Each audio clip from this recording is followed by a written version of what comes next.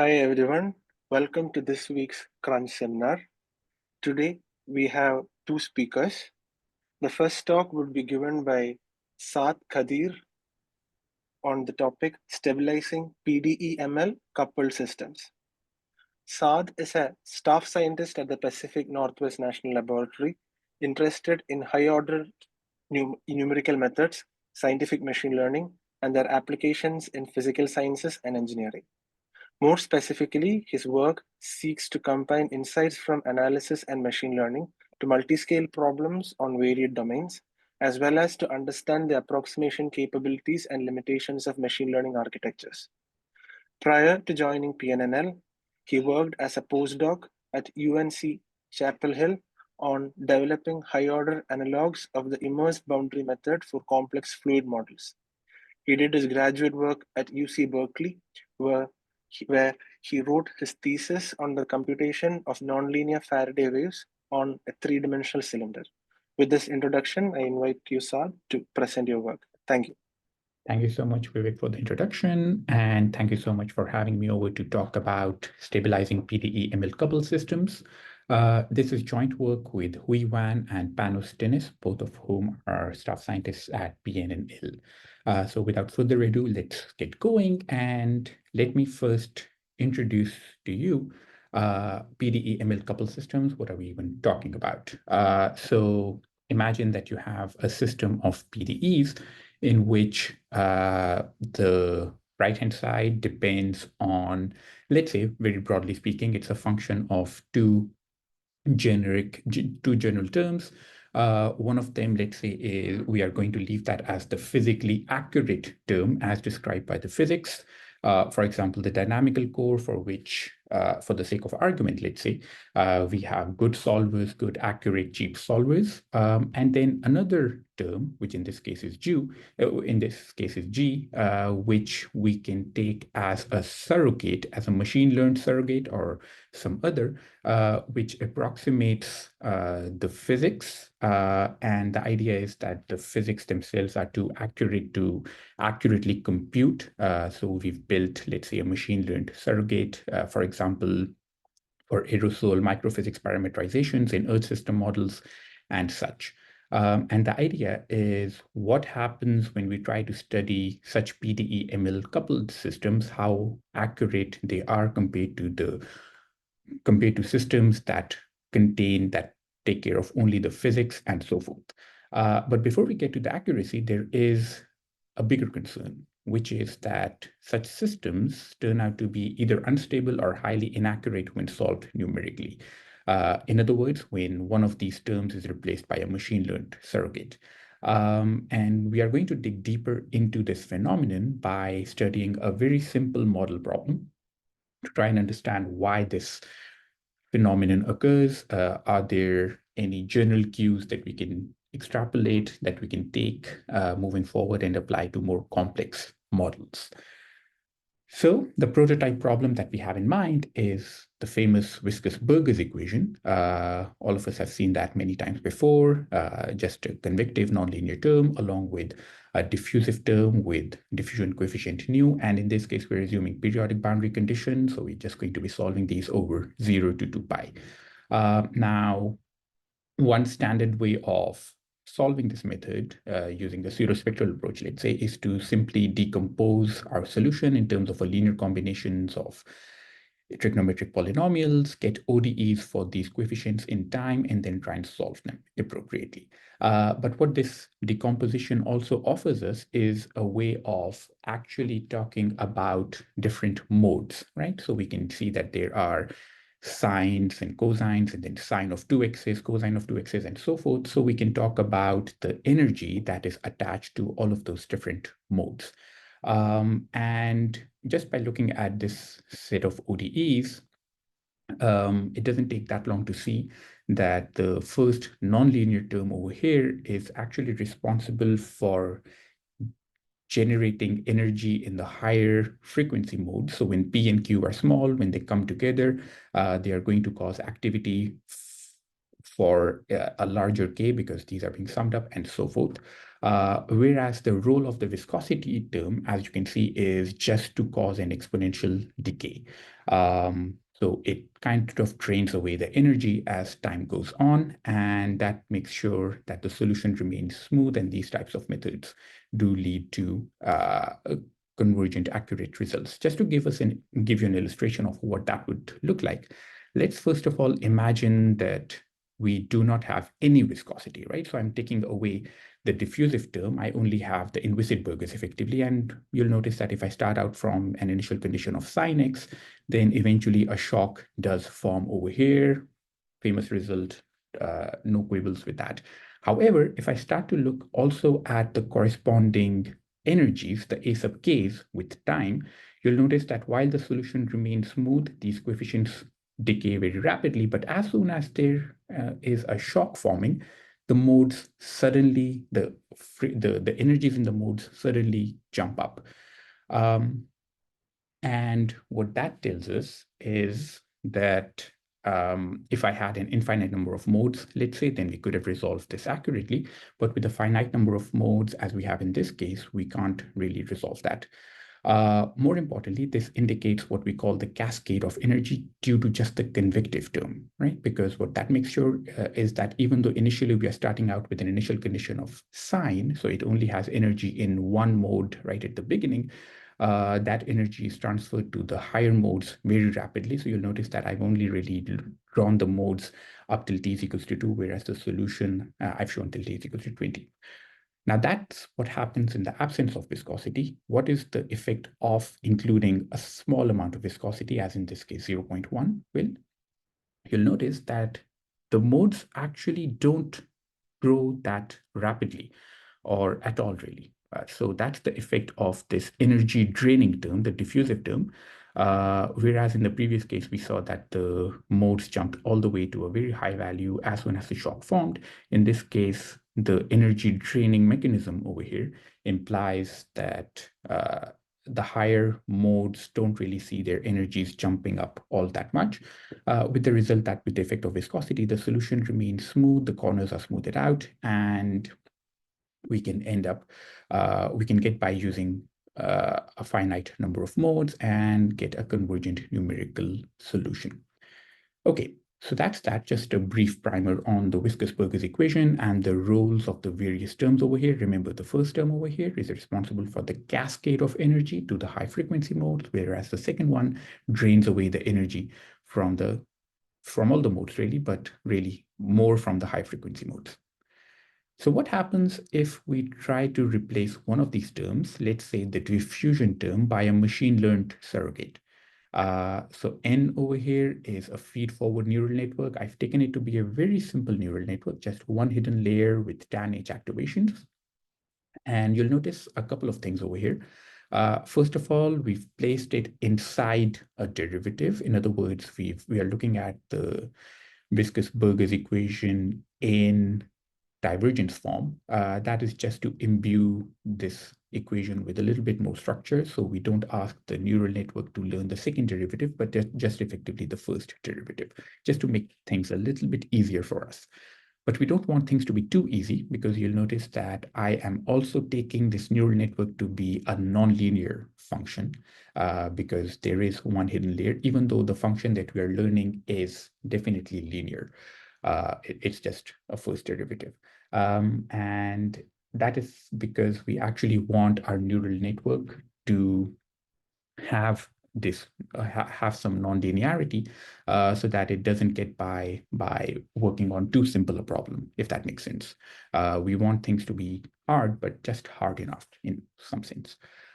Okay, now how do we conduct training? Well, we train this neural network by conducting online training. And the way the online training works is that in this time domain, let's say 0 to 4, I pick an exact solution at any time t sub I, compute the exact solution at the following 10 time steps, and then we feed the solution at the first t sub I over here into a time integrator with the right-hand side given by this convective term plus the machine-learned surrogate. work out what its predictions are going to be at all of these times. So notice that I'm only using u at t sub I, and after that, we are running it for 10 additional time integration steps to end up with phi's at ti plus delta t, ti plus 2 delta t, and all the way up till the 10th time step following that. And having computed the predictions from this solver and the exact solution, we plug both of them into the loss function, work out what the difference is, and we do this for 250 solution snapshots for 50 initial conditions all across this Can I ask a domain. question? Oh, So please. U of TIX is the exact solution? What is it? Yes, it is the exact solution. So Yeah. every time step you correct, every time steps you start from the correct initial condition. So you don't actually let the instability develop. Oh, no. So I just feed it the exact solution at t sub I, and I let it evolve for 10 time steps, not I more than know. that. But then, Yeah. then again, you do the same thing at the 11th time Yes. step. You will, Yeah. but Yeah. that's different than. Mhm. So it's a very short horizon. Exactly. That is true. We did play around with changing this parameter. Let's call that tau. In this case, tau is equal to 10. We found worked just it allowed for good training. Is The effective. reason I'm Yeah. saying it is because short term, even the Euler forward is stable, but asymptotically, when we talk about stability, we're talking about asymptotic stability. But you're not examining that. Not really, no. What we found is that if I increase this tau to beyond 10, then that makes it way harder for it to train. It just takes a long amount of time. Too short, and the surrogate isn't an accurate depiction of what it's supposed to be. Okay. Can I say something here? Hi, this Yeah. is Panos Stilis. Yeah. This is just for the training. It's not for the deployment of the Oh, model. okay. So this is Okay. the in-the-loop training, what is called in-the-loop training. So we take 10 steps, and after 10 steps, we enforce the exact solution. And then we take another 10 steps, Oh, and then okay. we enforce the Okay. exact Thanks, solution. Paris. Yes, yes. So That's the important. deployment you will see afterwards, where it goes for a long time, and Okay. it Because goes I Oh, didn't right. see Yeah. training. I KY. didn't see training anywhere. Okay. So, Yeah, oh yeah, yeah. no, it says Oh, yeah. online training. Yeah. Sorry. Oh, yeah. Online training. Yeah. Exactly. Okay. Yeah. That's only for the training Okay, purpose. Said. Yeah. Sorry about that. Okay. Yeah. Okay. Okay. Thank you for that. So once we've trained the surrogate, what happens? Well, if we actually deploy this, so plug it into a time integrator, let's say Rangekata 4 or something, then we find that the resulting system is unstable. So here you'll see the exact solution in the red dashed line and the surrogate solution. So far it looks good, but you'll see a little bit of... Can you say how you deploy it now? Because the details matter. Right, exactly. So once we have this trained surrogate, I can just go ahead and solve it using, let's say, Rangekata 4. So at any, across any ti and ti plus delta t, I just feed it the previous. So yeah, just start out from phi of ti, evaluate, calculate the k1 through k4, glue them together to get the solution at the next time step, and then so on and so forth. So in this case, when we actually deploy them, we don't feed this right-hand side. We only feed it the initial condition. We don't feed it the exact solution at any other later time. So we just treat this as our right-hand side. Does that answer your question? Yes, thank you. Okay, great. Thank you. Okay, so what we find is that when this system is solved in time, the surrogate solution or the solution with the surrogate right-hand side ends up developing these small wiggles, and around about time 6.4, it suddenly blows up. And let's try and understand why that's happening, because that is a phenomenon that we commonly encounter whenever PDE-ML systems are I deployed. have another question on Saad. Oh, please. Are you training for one viscosity and then when you're deploying it's the same viscosity, or are you trying for a number of viscosities? It is the same viscosity. Same viscosity, okay. 0.1. 0.1. Okay, so We chose a very forgiving viscosity, but the same phenomenon shows up. So everything is smooth and everything is nice, but still it blows up. Yeah, it still blows up. Yeah. So let's actually dig into what the surrogate has learned. Remember, what the surrogate is supposed to do is just learn the first derivative. So in this case, if I actually feed it a bunch of different frequencies, sine x, sine 2x, we should be getting cosine x, cosine 2, cosine 2x, and so on. We find that the surrogate is actually doing a good job of learning the derivative for the lower frequencies, but the further up we go, the magnitudes are completely off, so that by the time we ask it to compute the derivative of sine of 20x, the magnitudes are nowhere close to accurate. And that is really, we believe, very similar to, or it is the phenomenon of spectral bias. In other words, the neural networks do a great job at low frequencies, but they are inadequate at addressing high frequencies without very special treatments. So what we end up getting then is that, going back to our earlier primer on the viscous equation, the convective term does transfer energy to the high frequency modes, but once those high frequency modes are activated, the diffusion term's role, which is to drain energy out, that role is not being adequately fulfilled by this surrogate, which, as I said, does a good job at the low frequencies, but not really for the high frequencies. That means that there is a buildup of energy in the high frequencies, causing this kind of a blow up. So what's the fix? So far, what we found is that the surrogate doesn't do a good job at draining energy out of the high frequencies.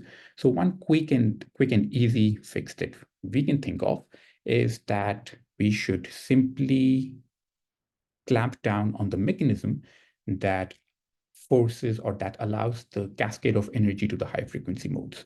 In other words, at each step, we are going to apply this low pass filter so that whenever, in order to define the low pass filter, let's say you have a function whose Fourier transform or Fourier expansion is given like this, then the low pass filter applied to that function simply applies a threshold so that only the frequencies below this threshold are allowed to survive. Anything beyond that is killed. And when this kind of a low pass filter is applied throughout the right-hand side, what the effect of this is supposed to be is that any nonlinearities that lead to creation of energy for those high frequency modes, which, as we've established, the diffusive term, the learned diffusive term, is not good enough to drain energy away from, well, those frequencies are simply not created. So what does that look like in practice? Well, let's take a look at two different initial conditions. Let's say sine x and e to the sine x. In this case, we're solving this over a grid of size 2 to the 8. So m is equals to 127 would correspond to no band limiting at all. That would be the solution that we saw a little while earlier. And we saw that, as we saw in that case, we do get blow-ups, a blow-up at around time t is equal to 6.5. But as soon as we do start imposing these thresholds, m is equal to 63, so only allow half of the waves, we get stable results, although highly inaccurate. In this case, you'll notice that I'm comparing the solutions that I'm getting from this system, phi, against the exact solution. So we end up getting the rate curve. But if we impose even higher, or if we lower the threshold to 12, then the results in the yellow curve are even more accurate. But if we keep going with this all the way up till m is equal to 3 for the sake of argument, let's say, then we get the green curve where the results are still stable, but a lot less accurate. And this is the case even for this other initial condition. The moral of the story really over here is that we can interpret the well-posedness of the original system as a balance of the transfer of activity between the different modes. And once we find that the surrogate can't address certain frequencies the way it is supposed to be, that balance is disrupted, and that leads to blowups. That is at least the lesson for this prototype problem. And the idea is that the same mechanism is probably to blame for more complex systems as well. And the fix really is that if we coarse grain the physically accurate terms so that the physically accurate terms don't create those high frequencies the way they're used to, then we are effectively limiting the damage that the spectral bias can cause. Can I ask a question here? Please, How do you of course. explain the fact that the error decays as the time goes on? Because if you had the standard Rangi-Kutta solver, the error would increase. Why the error here decreases? As time goes on, because viscous Yeah. burgers, everything just goes down to zero. So if the exact solution is going to zero, our numerical solutions are going to zero. They're not going to zero at the same rate, but they're both getting Oh, I there. see. So this is not the relative error. No. This is the actual error. Yeah. Oh, okay. So the relative error could actually go up. It would most probably just flatten out, or because the exact solution, or no, okay, yeah, depends what we put in the denominator, but yeah, it could actually be Well, the going up. norm of the solution. Yeah. The Okay. exact solution, yeah. But so far, what we can say then is that effectively, if you think about it, applying this thresholding yields a Galerkin treatment using a small number of modes, which in effect is stable. Why a Galerkin treatment if using a reduced number of modes? Because actually what we are allowing is with this thresholding, we are only allowing modes up till a certain frequency to reconstruct the solution phi. And if that is small and whatever we set it at, effectively it's just a reduced number of modes. So Saad, can I also ask you and Panos, if you were to do if you had a encoder decoder from every so often, it would do the same thing, right? Mm-hmm. It doesn't have to be a Galerkin projection. It could be right, instead of the projection. yeah, you could have, and you don't have to do every time. Maybe that for more complicated cases. That is, You have an encoder decoder every 100 time steps controls the aliasing error basically. Effectively, exactly. Yeah. That would do the same role. Yeah. Okay. Panos, what do you think? Yeah, I mean, you don't have to do it. You can monitor somehow the activity and do it only when it's needed. Yeah. But if this works, then I'm sure the decoder will work. Encoder decoder will work. Yes. Then, of course, you also have to decide how often to do it, right? I mean, but actually you are using a conventional solver, so you don't need to go back to that. Okay. No. Yes. So it doesn't make sense to use that. But okay. So far we're sticking to a Fourier basis. Yeah. Sure. Yeah. Okay. Sorry about the. I'm interested in this. That's why I'm interrupting every 5 minutes. Of course. Every minute. We have to say also that we are trying this now. Also, what Saad will show later for cases with non-Fourier, right? That's what Emily is doing, right, Saad? Yeah, I'm not going to talk about that, but yes, we do have that. Yeah. With basis functions that come from machine learning instead of using Fourier. But Fourier is good because it has this nice pictorial representation of the scales. Interpretability, exactly. Yeah. Saad, sorry for the interruptions. I promise I will not interrupt again. No, please feel free to do that. Okay, this is the lesson so far, right? We can declare kind of a short victory over here, a small victory, that, we have a Galerkin treatment using a reduced number of modes. At least we've achieved stability, right? But at what cost? It came at the cost of accuracy. And let's think about what this error actually involves. So if U is the exact solution and phi sub m is, let's say, the low resolution Galerkin solution, let's decompose the exact solution into two parts, into the range of this projection, P sub m, and its orthogonal complement. And you'll notice that P sub mu and phi sub m, both of them lie in the same space, and this other component lies in the orthogonal space. So just by using Pythagoras, I can decompose the square of this error into two parts. Now, if we squint at these and think about what these two represent, the first one, as I said, is orthogonal to the trial space, the basis functions that we're considering. And notice that because it doesn't contain any phi, there is no way that we can lower this without actually increasing m, right? So this is the error that we are effectively just giving up by choosing whatever m we have, by a low enough m to achieve stability. But this other portion, what that represents is the best possible approximation in the trial space, which is P sub m of u, the projection of my exact solution in the trial space, and phi sub m, which is the Galerkin solution using only those few modes talking to each other.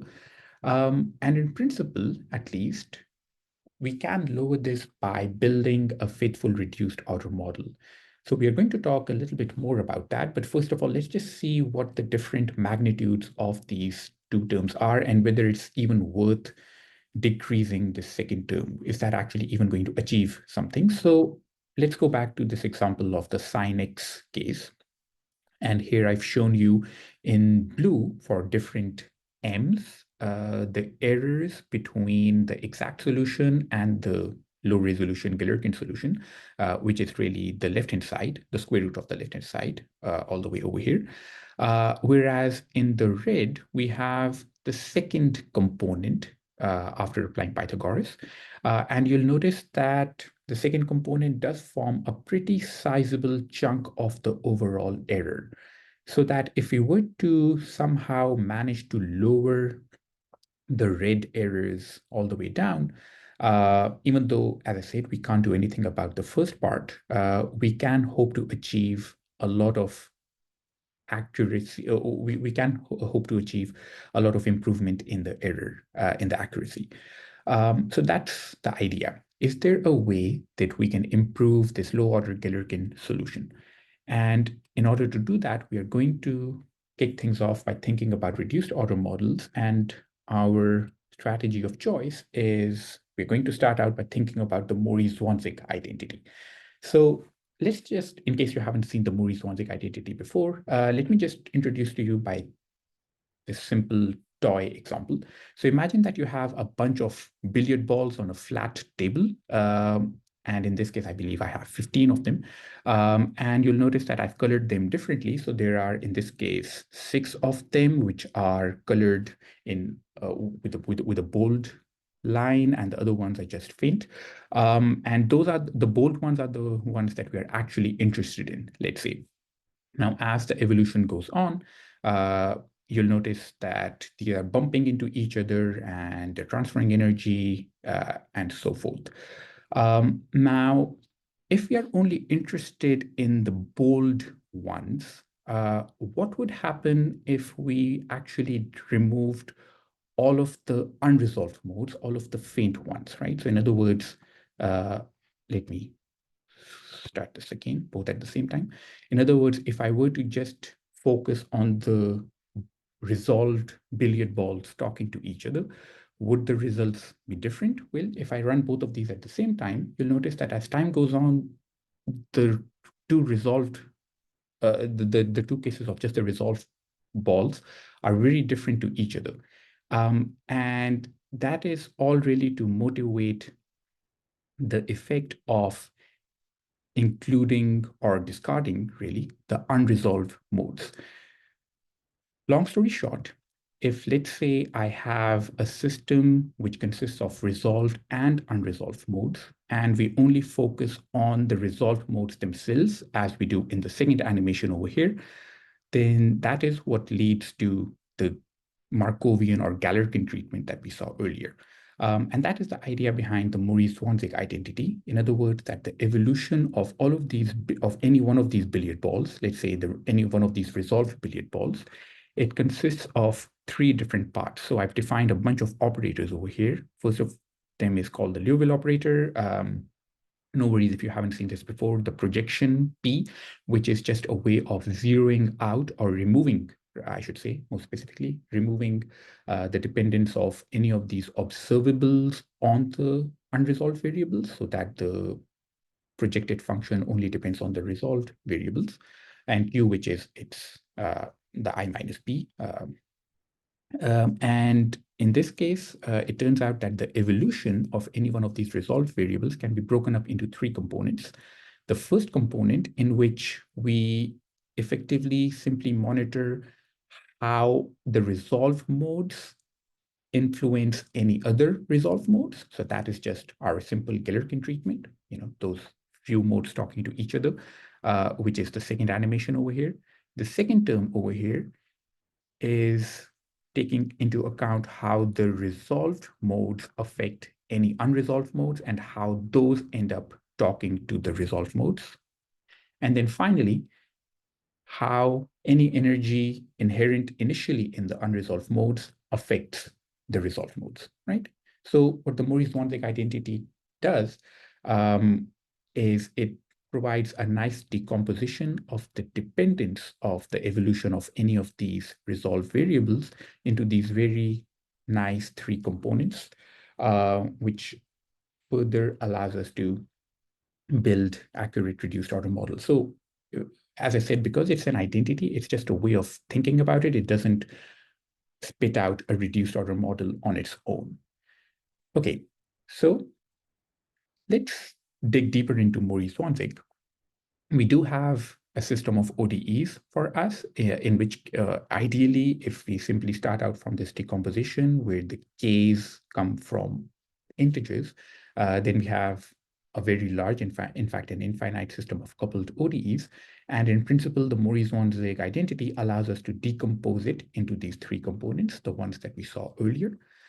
So as I said, the first term is the Markovian term, in which the resolved modes are only talking to each other, right? The one that we're used to. The second term is called the memory term. More on that later.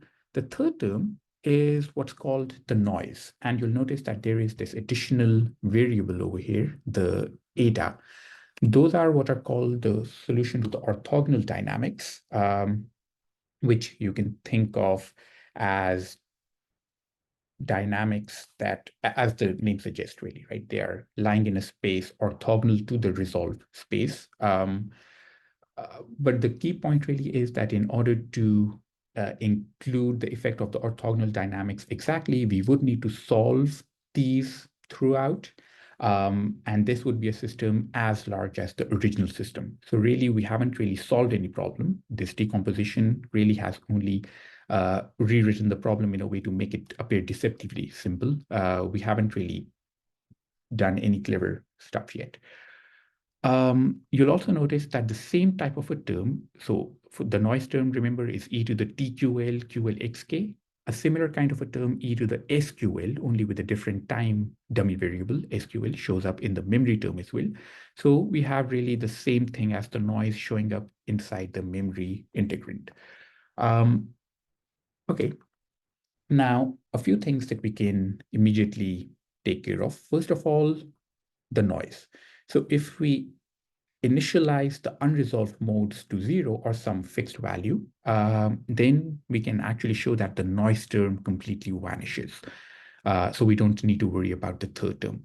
That is actually, if you think about it, let's go back to the billiard balls example. That is like having the unresolved modes known completely at the beginning, doing nothing. So that the effect of the noise, which remember in this case was to transfer any activity inherent in the unresolved modes to the resolved modes. Remember the activity that they initially have.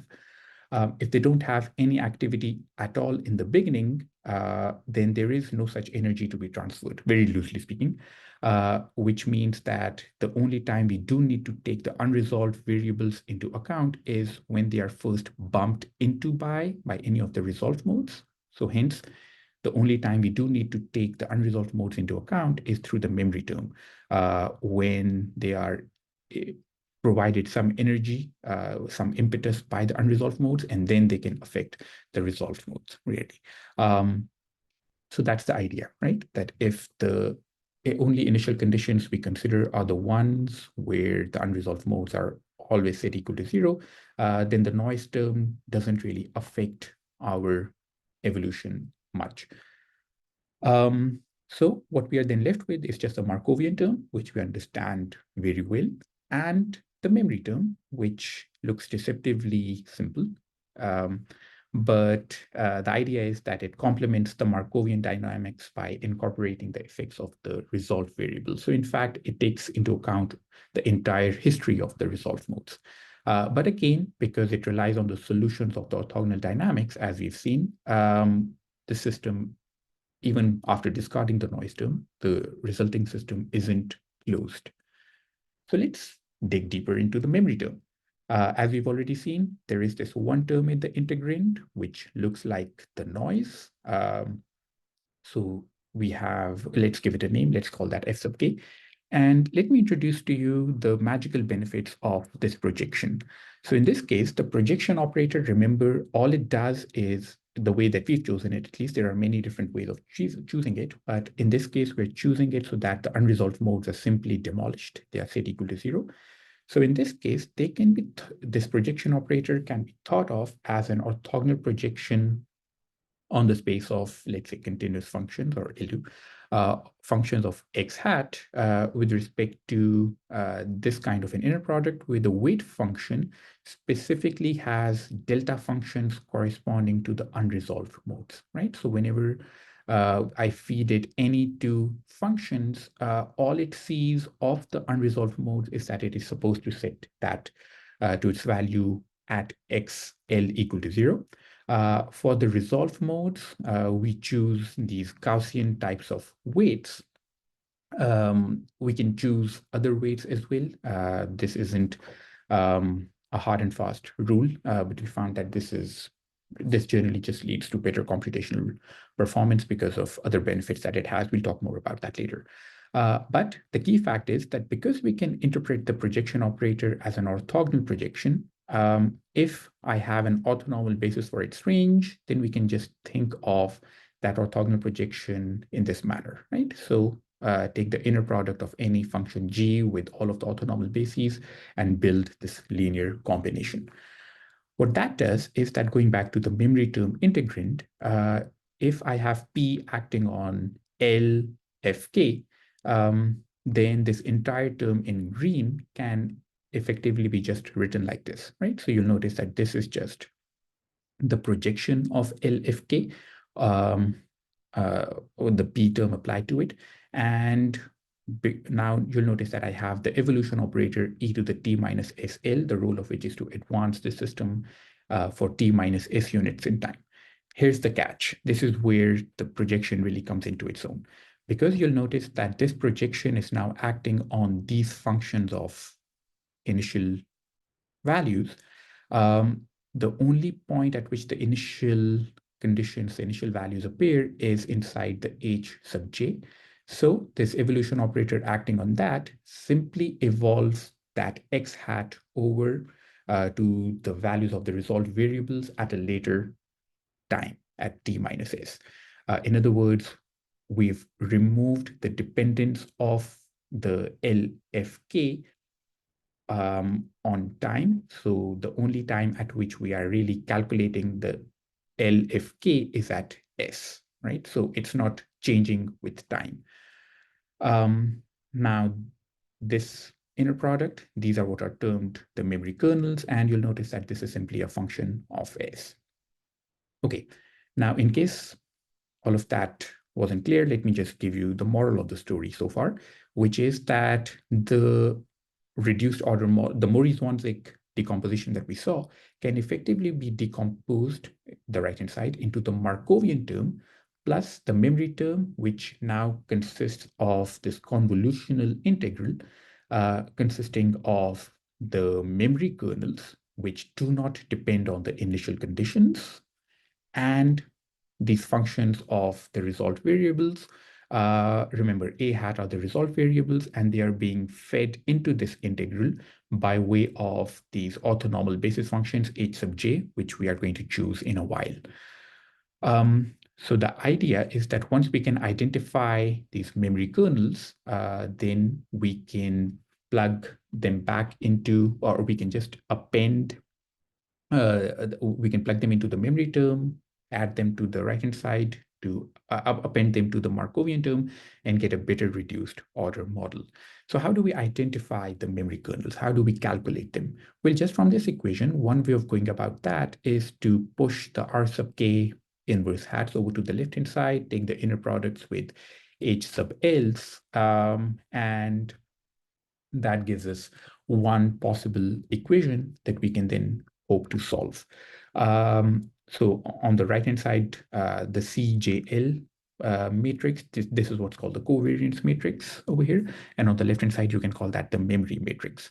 However, we find that that method doesn't lead to well-conditioned solvers. So another equation that the memory kernels can be shown to obey is this alternate equation, where again, these functions a sub kl and b sub jls, these can be computed in terms of these inner products. Again, you'll notice that all of these are terms that we can write down by hand, and any projections, any values of them for later times, we can actually just solve the full order solutions to compute them. So once we have this kind of an equation for the memory kernels, the k sub k else, we can discretize this integral in time, let's say using the trapezoid rule, and solve it for the memory kernels at fixed time values by simply subtracting the memory kernels that we've already computed for past times, and for each new time, progressively sequentially stepping through them. All we would need to do really is invert one matrix I plus delta t over 2 b of 0. So those are pretty standard details. I won't bore you with those. Just a couple of technical details. So here's the reason why we chose Gaussian weights for the weight function earlier on for the resolve modes, because it allows us to choose the basis really nicely. The basis, an orthonormal basis for the resolve variables that we can choose can consist of, in this case, outer product, tensor products of Hermite polynomials.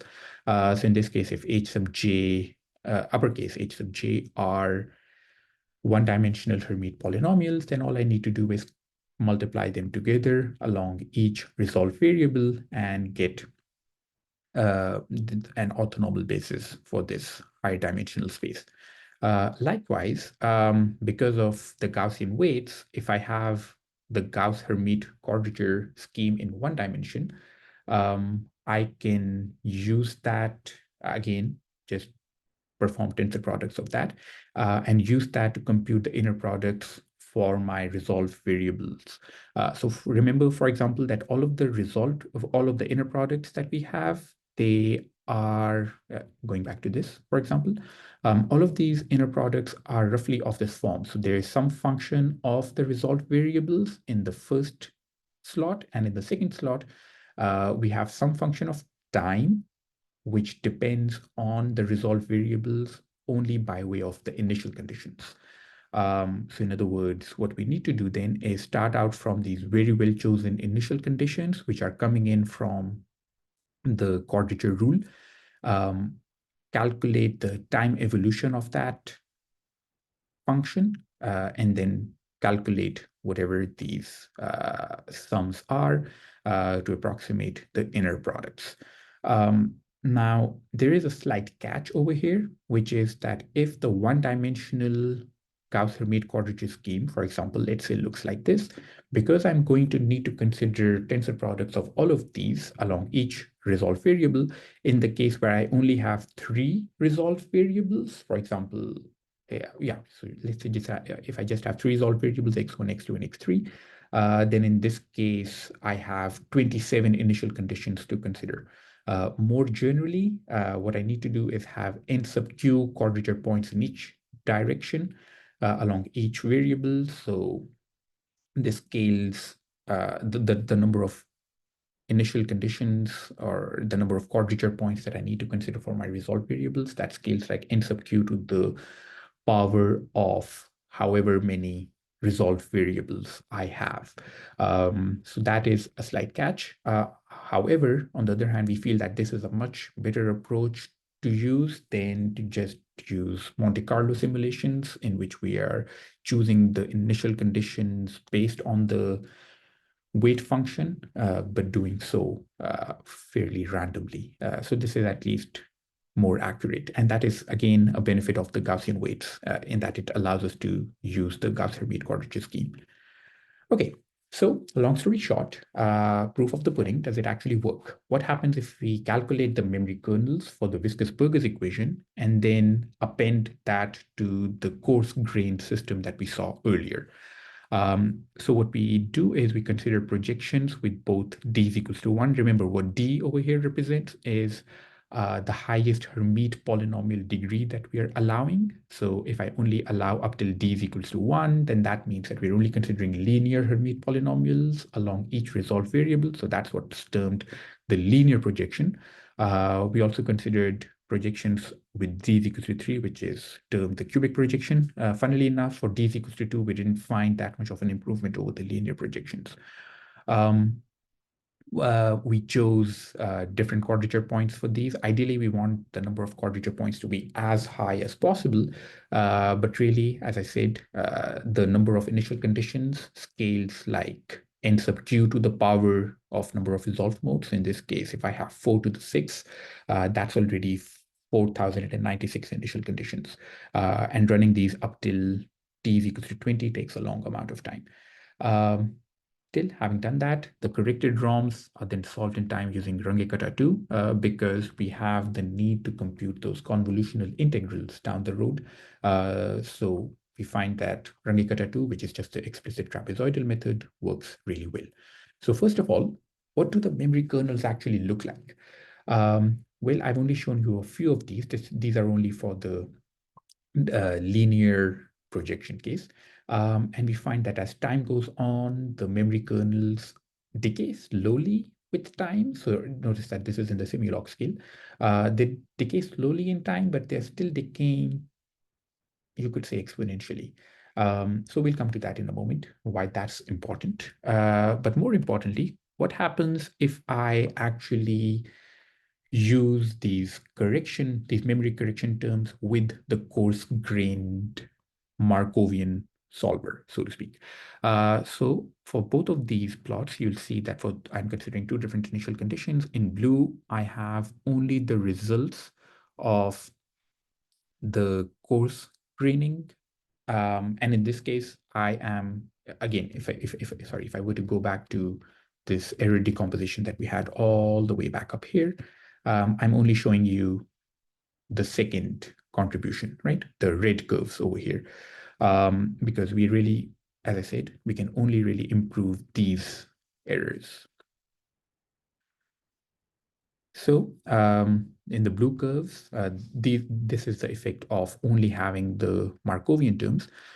If I include the linear memory corrections, then we find that the errors go down. If I include the cubic memory corrections, then the errors go down further, except that there is a little bit of a glitch in here somewhere. For some time in the middle, the cubic memories actually do not lead necessarily to an improvement.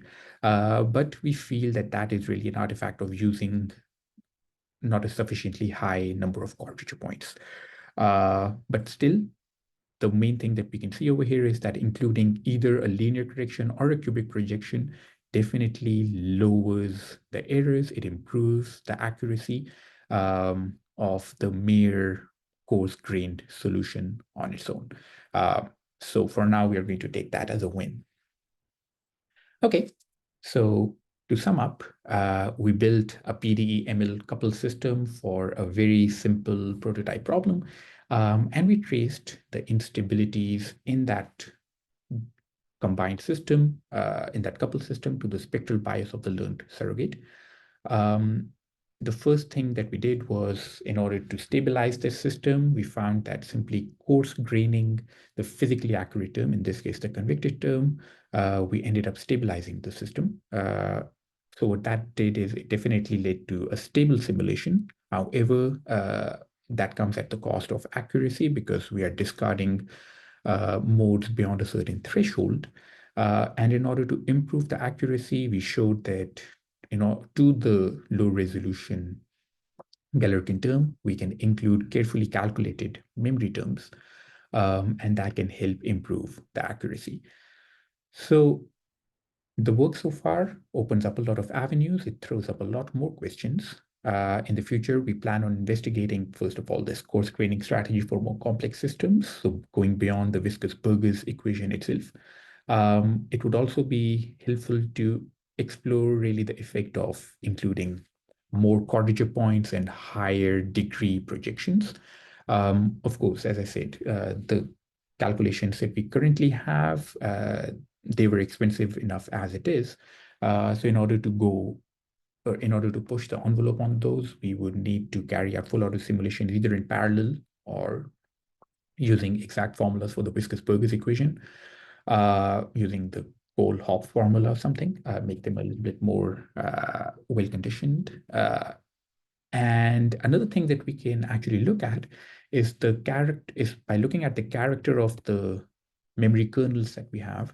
Because these appear to decay exponentially, it might be helpful to investigate what's termed their amenability to Markovian reformulation, in which we replace the convolution in the reduced order model by a simple Markovian term corresponding to a larger system. What that does is it would remove the need to calculate those highly expensive convolutional integrals, which go back all the way in time. So that's something that's worth exploring, we feel. And then finally, something that we are really excited about is the similarity of the Mori Zwanzig memory terms to convolutions in state space models.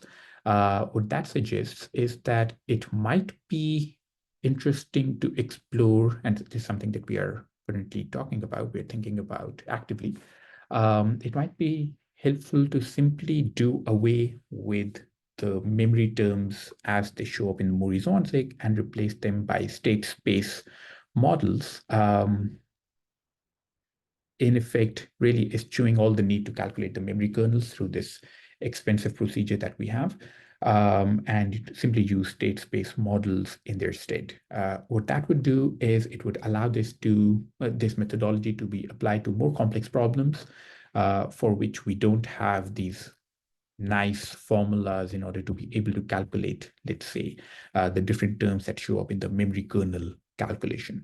So these are terms, for example, that we can actually write down for the viscous-Burgers by hand, because the ODEs for the viscous-Burgers equation are so nicely structured. But for more complex problems, this may not be possible, or this may not be feasible, in which case it might be very helpful to simply use state space models for that. And with that, thank you so much. I would love to take your questions. Thank you, Saad, for that nice talk. It was a great talk. We can open the floor for more questions. Hi, Saad. Thank you for that presentation. My name is Jin. I'm a postdoc here at Brown, work with George. So I have a question about the stability part. So now you are using the explicit time integrator, the Ronkuda 4 with the filter. So what's your opinion if we change to some implicit, like the Greco-Nicholson method without the filtering? Will it help the stability? So it will improve the numerical stability at least. Yeah, I don't think it's a time stepping issue, if I'm honest. We could try that, but yeah, I don't think it's a time stepping issue. Of course, the other thing would be, I'm just thinking about the mechanics of it. If you have a system like this and running an implicit method on this, where the unknown is inside this nonlinear surrogate, that would be, I don't actually know Saad, how I you would think go it about will it. help. It will help in the sense that, let's say, the Euler backwards, which is more dissipative, right? It will act as a filter. The extra dissipation, the artificial dissipation of the numerical scheme, like Euler backwards, will act as a filter. I don't know if that will be sufficient to overcome the stability. But I don't know about the high order, like second order Crank-Nicholson or Adams-Moulton, but the first order, the Euler backwards, will definitely help. I don't know if it will stabilize it, but it will definitely diminish the effect. That would be worth trying. Of course, the mechanics of that would be, I'm just thinking out loud over here, actually implementing an implicit method over here where you have an unknown inside the surrogate. That would be a little bit complicated. But let's just say for the sake of argument, even if we could implement that, as you said, that would impart a little bit Because of numerical dissipation, so that might help. In our implementation, we usually do extra dissipation terms. We have this problem for turbulence closure, so we add some dissipation so that stabilizes. It's not ideal. That's why I was interested in this talk. Yeah, interesting. That would be certainly something to explore. So I think Kyle also had a question. If it comes at the, if we can do that without actually imposing a filter the way that we go about it, then, that would be certainly worth exploring. Absolutely. Because I'm from the turbulence field, so in the turbulence, what we really do with the neural network closures, where we cannot guarantee it dissipate or it add energy, so we treat them implicitly, and the result is generally we can improve the stability a lot. So we don't change the equation, but we change the way to solve it. It's a very similar thing. It's Navier-Stokes plus the subgrid viscosity through a neural network. Numerical dissipation. Yeah, but of course you cannot analyze that like you would analyze nicely Berger's equation. Right. Kyle was first, I think. Kyle.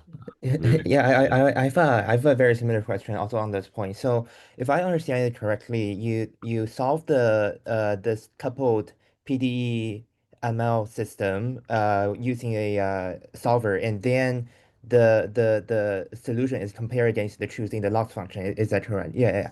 So I guess my question is, how do you know in the loss function which part of the loss is coming from the neural network being not accurate, and which part of the loss is just because the solver is not accurate enough? Because I'm thinking, for example, you initialize the neural network with some random weights, and at the beginning of the training, the neural network might output very small numbers. Then the system you're going to solve at that point is going to be a very the viscosity term is going to be very small, and solving a system like that might be difficult, because there might be shocks due to the low viscosity. Then the solver might create a solver error that goes into the loss function, which might be leading the neural network update into wrong directions. So I was just wondering, how does the solver plays a role in this loss function here, if that makes sense. Right. I mean, because as I said, right, we only consider the evolution, or we only feed the surrogate right inside. We only feed it the exact solution for 10 time steps, or we feed it the initial condition and then run it for only 10 time steps. It's not really, I mean, we're not letting it run for the entirety of the time domain. So it's not really going to go completely haywire. It's only running for a very short amount of time. Of course, when it comes to the full deployment, that is only at the end of the training, when the surrogate has been learned, has been trained fully. But during training, it's only for a very short number of time steps and not for a very long time. If I may add here, another indication that it is the surrogate that creates the trouble is that the surrogate trains very well on its own. Yeah. But then when you use it in conjunction with the rest of the solver, that's when the instability appears. So it's not like we have a badly trained surrogate, which then creates an instability. It's actually very well trained, and that's what gave us a lot of trouble, because we were saying, okay, this thing has trained well. What is going on? And then Saad came up with the idea that maybe the spectral bias is the one causing this mismatch. And it's the effect of the nonlinearity, because last week or 2 weeks ago, we had a talk by Justin Sirignano and Constantine, his postdoc from University of Oxford, where they prove rigorously that for linear PDEs, you have stability. So if you linearize the nonlinear term, you'll see that you will get stability because you don't have the higher frequencies, like Saad explained. So it's the nonlinearity that pushes this. Thank you. Sorry, if Kyle has finished with the question, I have a question, please. Hi, Saad, Izhan here. So basically, I don't know, my camera is not working properly. Actually, I have a very naive question in here, and that is like the whole fundamental approach that you described is basically that we are first stabilizing through coarse graining and then recovering the accuracy through Mori Zwanzig memory terms, basically. So does this mean that the instability is fundamentally a numerical artifact of scale separation rather than the intrinsic limitation of ML surrogates? And if so, how do memory kernels approximations avoid reintroducing the same high frequency modes that caused instability initially? So I'll answer the second question first. The memory kernels that we incorporate, they do nothing. They don't talk to the high frequency modes, or they don't disturb those at all, right? So it's only the low frequency modes whose evolution is improved. Number one. Secondly, is this an artifact of the inherent scale separation? So I think that with better training, this thing can improve on its own, right? So you can think of this really as a stopgap measure until we've overcome spectral bias fully. But as long as spectral bias is a reality, if there are these kinds of this kind of behavior where the higher frequencies are treated worse and worse, then these kinds of imbalances will almost always arise. So you can really think of it as a problem that we are currently facing in time, unless, spectral bias is a problem that neural networks are doomed to live with forever. Then in that case, we're really stuck. We're really stuck with this case.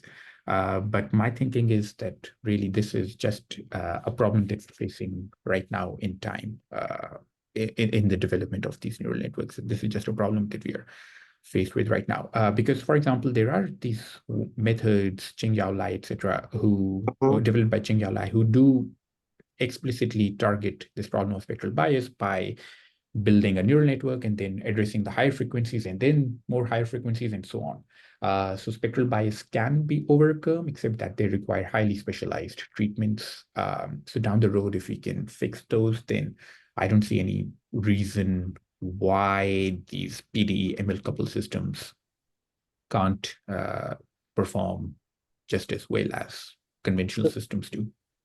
Right. Thank you, sir. Thank you, really. I have one question. Hi, Saad. That was a great talk. I specifically am interested in these hybrid solvers, so it is quite interesting to see your approach. My question is about the Galerkin reduction that you were presenting. So is that something that you do adaptively for different time steps, or are you performing the Galerkin projection after every time step? Oh, no, it's the same threshold applied at every time step. So we don't vary that with different times. It's just one thresholding that we choose once and then keep applying at every time step. Or yeah. Okay. Would it be a sensible approach to look at it adaptively, where we want to just chop off the higher modes only when there is an instability that is being developed? Is that a good approach that we could look at? If we are doing the solving in nodal space, yeah, that would be doable. Okay. However, if you're doing it in modal space, just solving the ODEs in time in that sense, I don't know how that would work. I mean, those two are supposed to be equivalent. So hang on, let me think about this. Yeah, Okay. I think it should be doable.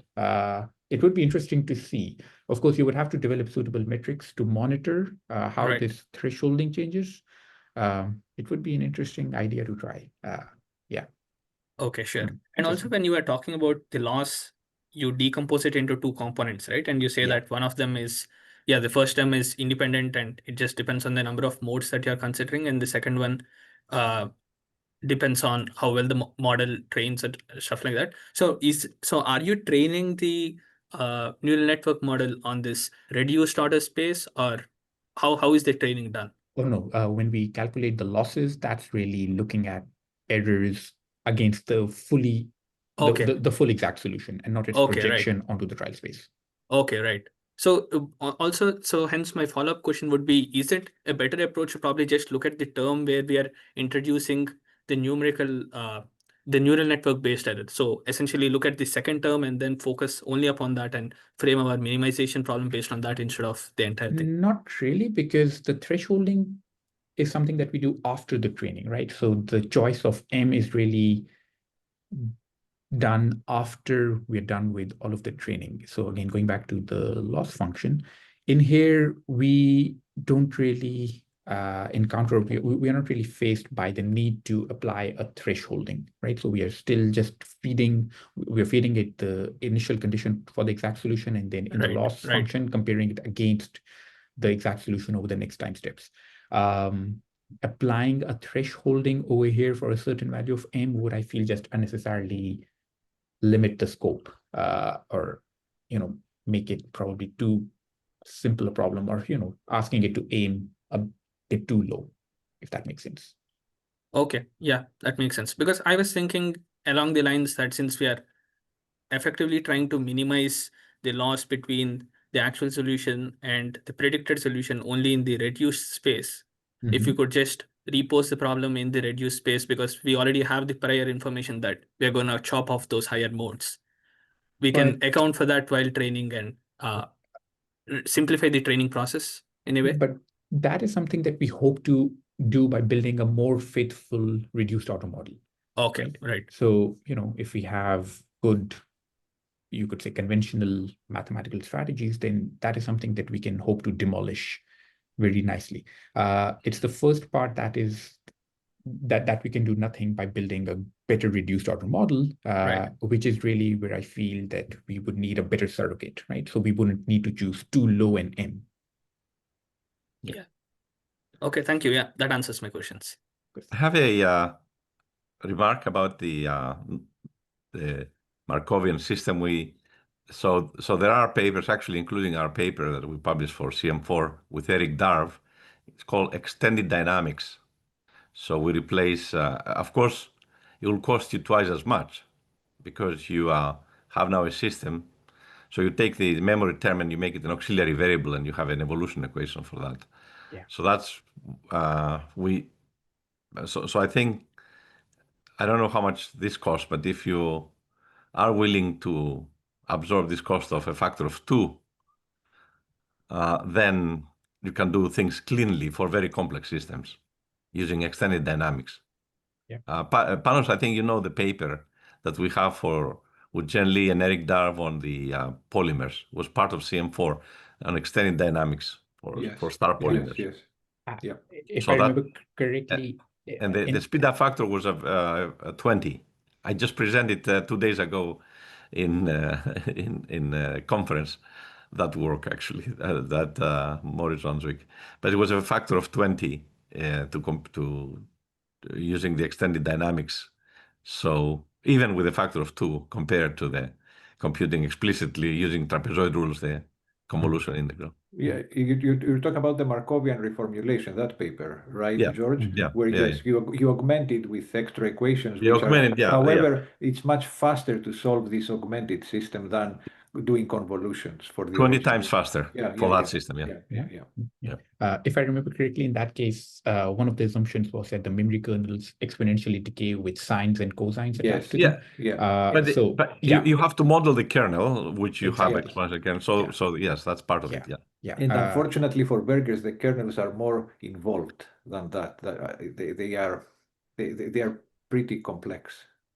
But you don't target burgers as a no. All I'm saying is problem. that we couldn't do it here easily because the kernels were pretty complex because we chose a very low value for capital M, only 3.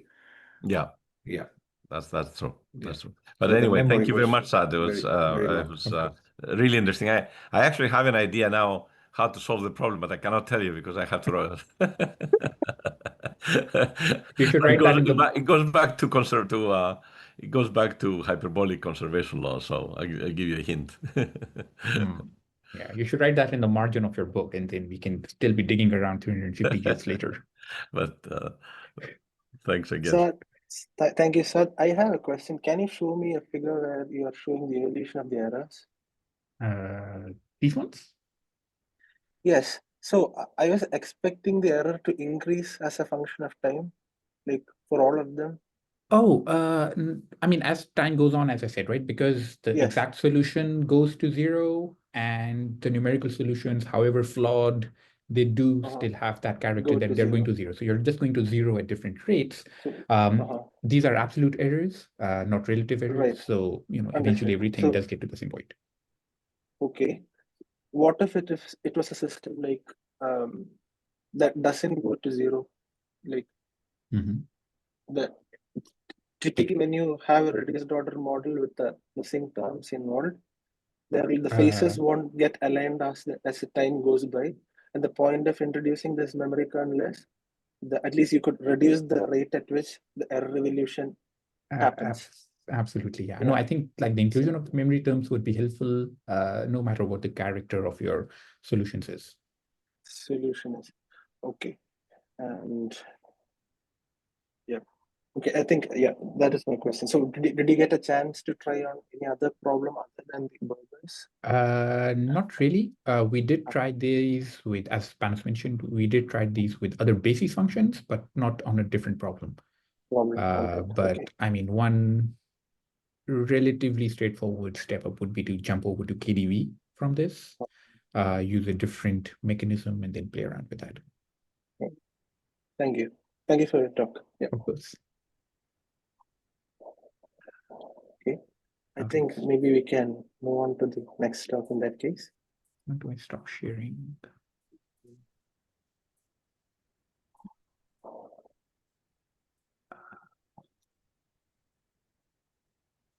Sorry, can you take away my sharing privileges? I can't see the stop sharing button anywhere. I did not. I enabled multiple people to share at the same time, so I don't think I'll be able to do that. Wait.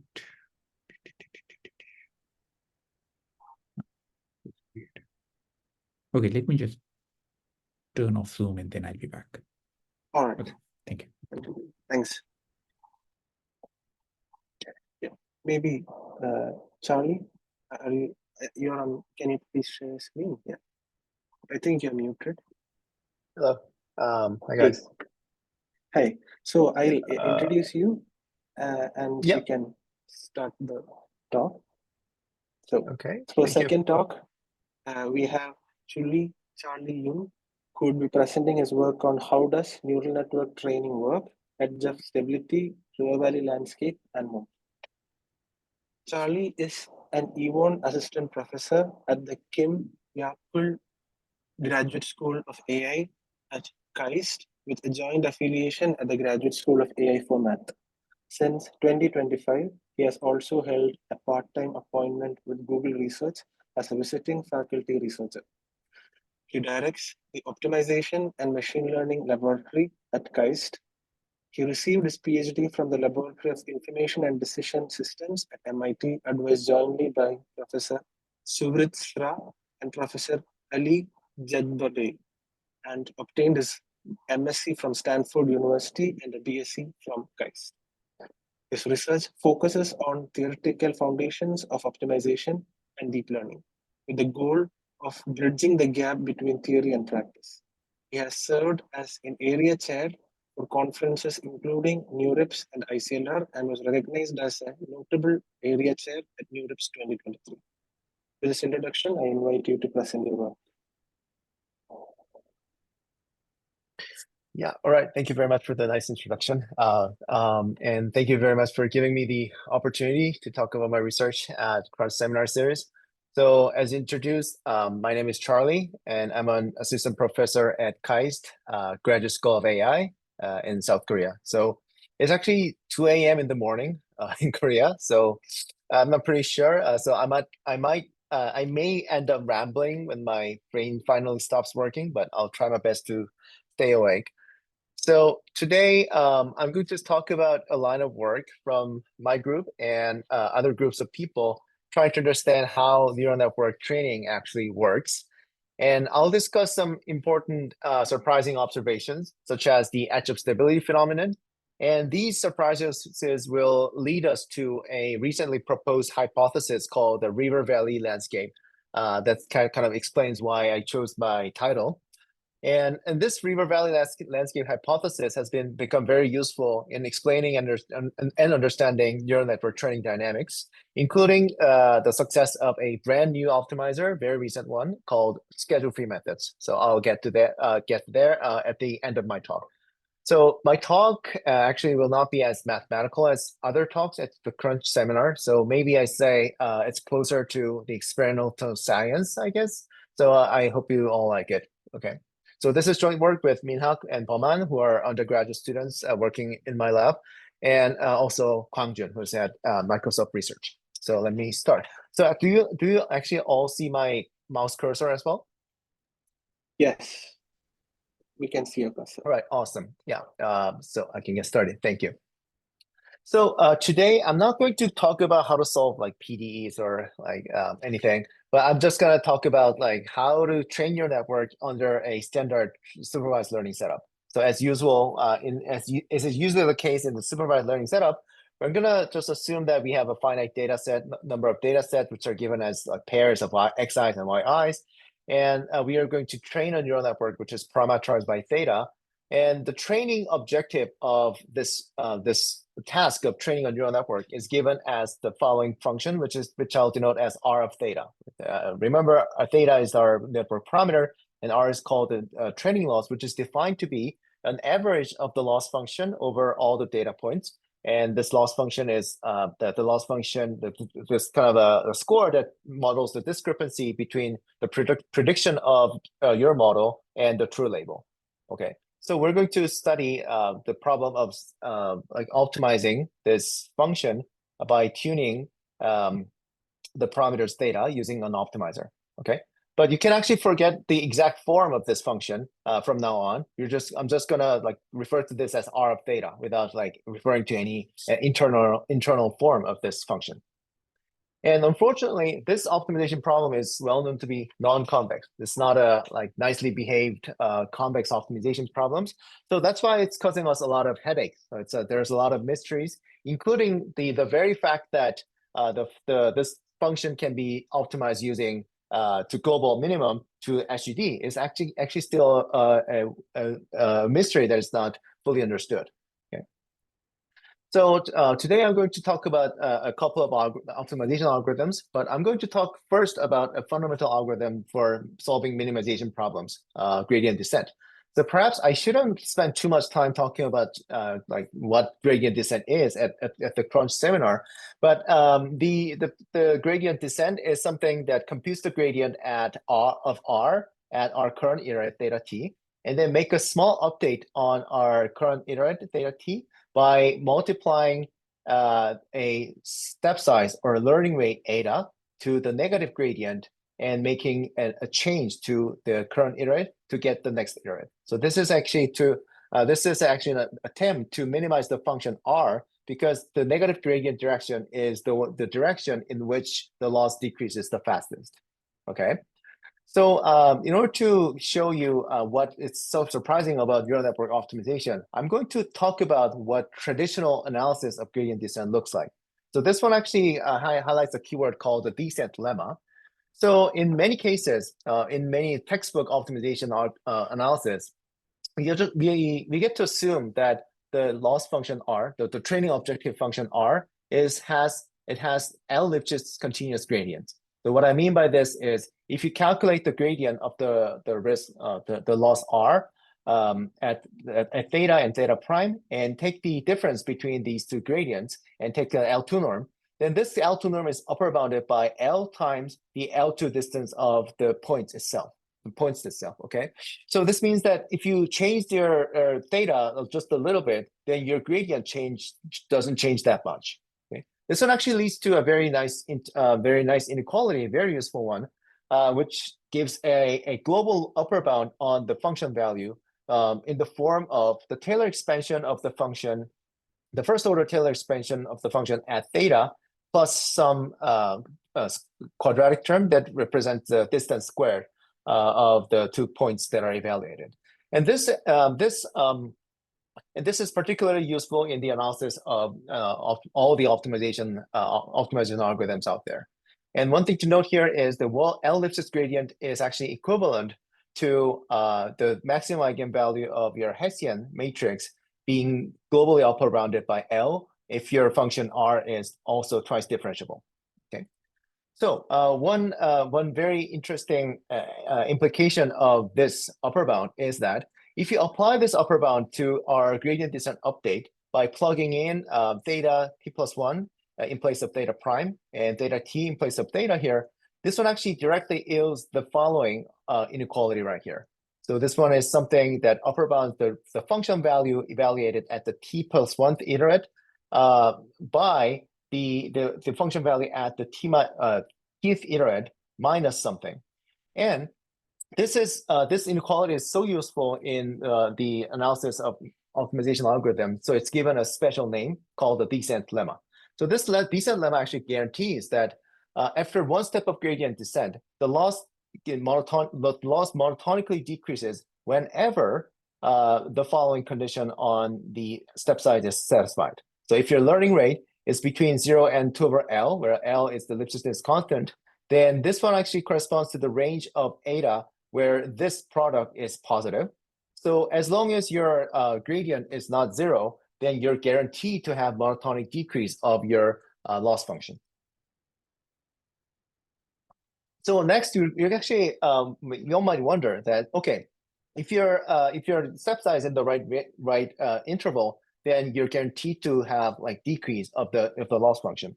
But what happens if we fall outside this interval and we're in the regime where the descent lemma fails? So this can be seen by a very simple example, the quadratic example. So if you consider minimizing a L over 2 times x squared with gradient descent, this is our update equation, 1 over eta L times xt. So you can quickly check that if your step size eta is greater than 2 over L, where L is the Lipschitz constant, then gradient descent actually diverges to infinity while oscillating. So that's an easy consequence of the very easy math. And this one can be extended to multidimensional loss as well. So for multidimensional loss R theta, I'm going to, for the rest of this talk, define the sharpness of the function R evaluated at theta as S of theta. And this is defined to be the maximum eigenvalue of the Hessian matrix evaluated at theta. Okay. So if R is quadratic, multidimensional quadratic, and its sharpness is greater than 2 over eta, and then it's easy to check that for the same reason, gradient descent actually diverges to infinity while oscillating along the top eigenvector, the eigenvector that corresponds to the biggest eigenvector. All right, so here goes surprise number 1 of today's talk. So in ICLR 2021, there was a paper that came out first discovering the phenomenon called the edge of stability. So the punchline of this paper is that long after the beginning of the deep learning era, so deep learning era actually started around 2012 or something, when there's this challenge won by the AlexNet. But researchers actually discovered after like almost 10 years that the optimization algorithm that we've been using for neural network training, they operate in ways that actually defy the traditional optimization theory. So what I mean by this, it will be clear in the next few slides. Okay, so let's consider this scenario where we run a gradient descent to minimize the training loss. So this is how our loss curve looks like. So we can see that after running these many training steps, the training loss is decreasing. So given that the R of theta decreases over the run of gradient descent, traditional theory actually expects that the sharpness evaluated at each of the iterates theta t would actually stay below the threshold 2 over eta.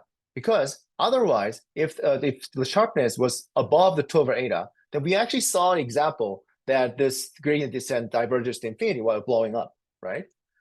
But what these people, Cohen et al., found out was the training actually ends up happening right at the edge of the stability, right at the threshold 2 over eta. So this is what happens if you calculate the sharpness along the trajectory of gradient descent. So this is the blue curve is the sharpness right here. So for some reason it increases and then it saturates at 2 over eta, which is the actual which is precisely the threshold or edge of stability. So let me dive a little deeper into the two stages. The first stage is called the progressive sharpening. So this means that the sharpness, is from initialization, the sharpness value, the maximum eigenvalue of your Hessian increases for some reason. We actually don't have a clear understanding of why this happens yet. So for some reasons we don't understand, the sharpness increases over the trajectory, and after it and at the end of the day, it will actually hit the threshold 2 over eta that determines the stable determines the stable stability and instability. But after reaching this threshold, different from our expectation from traditional theory, gradient descent does not diverge to infinity, and it's just the sharpness actually stays near 2 over eta and almost hovers around the 2 over eta threshold. But the more surprising part is that the loss can still decrease, although it is not monotonically decreasing anymore. Yeah, this is kind of a very striking mystery that was really interesting that came very interesting to myself and other researchers working on like optimization theory and deep learning theory. And this is not a particular example studied in a very small, tiny class of problems.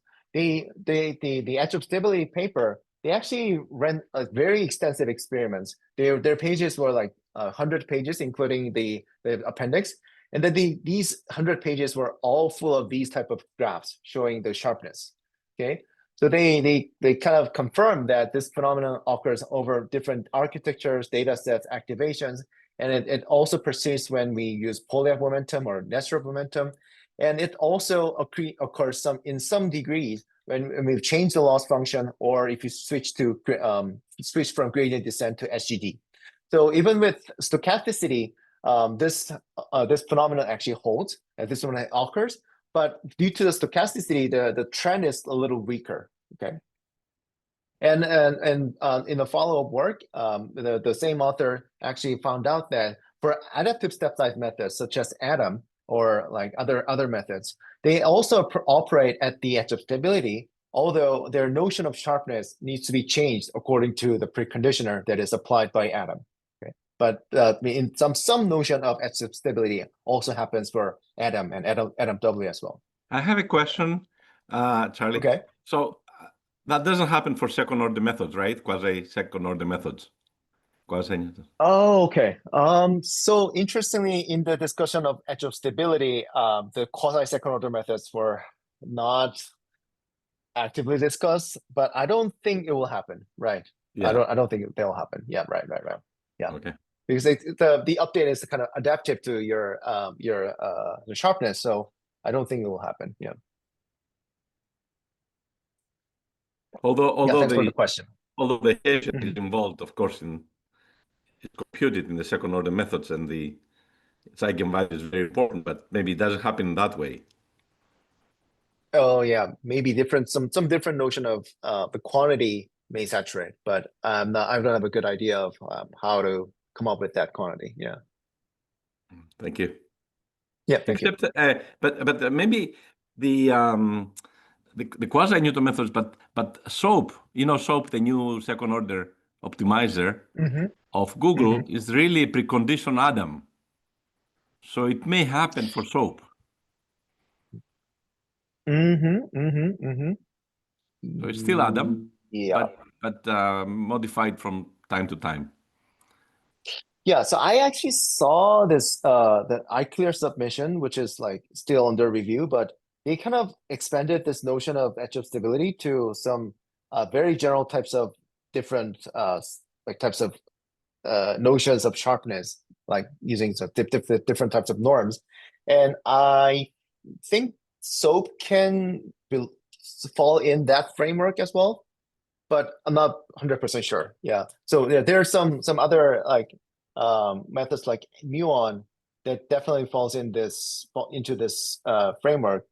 So if you use preconditioners like SOAP, then there may be some notion of sharpness that that can be characterized, and it can actually turn out to like work in the regime of edge of stability. Yeah. All right. Thank you. Thank you. All right. So I'll move on. So people have been wondering why this is happening and how can we understand and explain this phenomenon? And there's some partial explanation, at least for the edge of stability phase. Okay, so the Jason Lee's group, that at the time he was at Stanford, he was at Princeton. And his students actually introduced a mechanism called the self-stabilization as the key mechanism as to why the sharpness oscillates near 2/eta, but the loss can still decrease. Okay, so recall the notation that S of theta is given as the maximum eigenvalue of the Hessian, and we're going to define the top eigenvector as the corresponding eigenvector. And they actually assumed that the progressive sharpening is happening always. And under this assumption, they kind of came up with these 4 stages where the edge of stability goes through and cycles through. Okay, so the 4 stages are called progressive sharpening, blow up, self-stabilization, and then return to stability.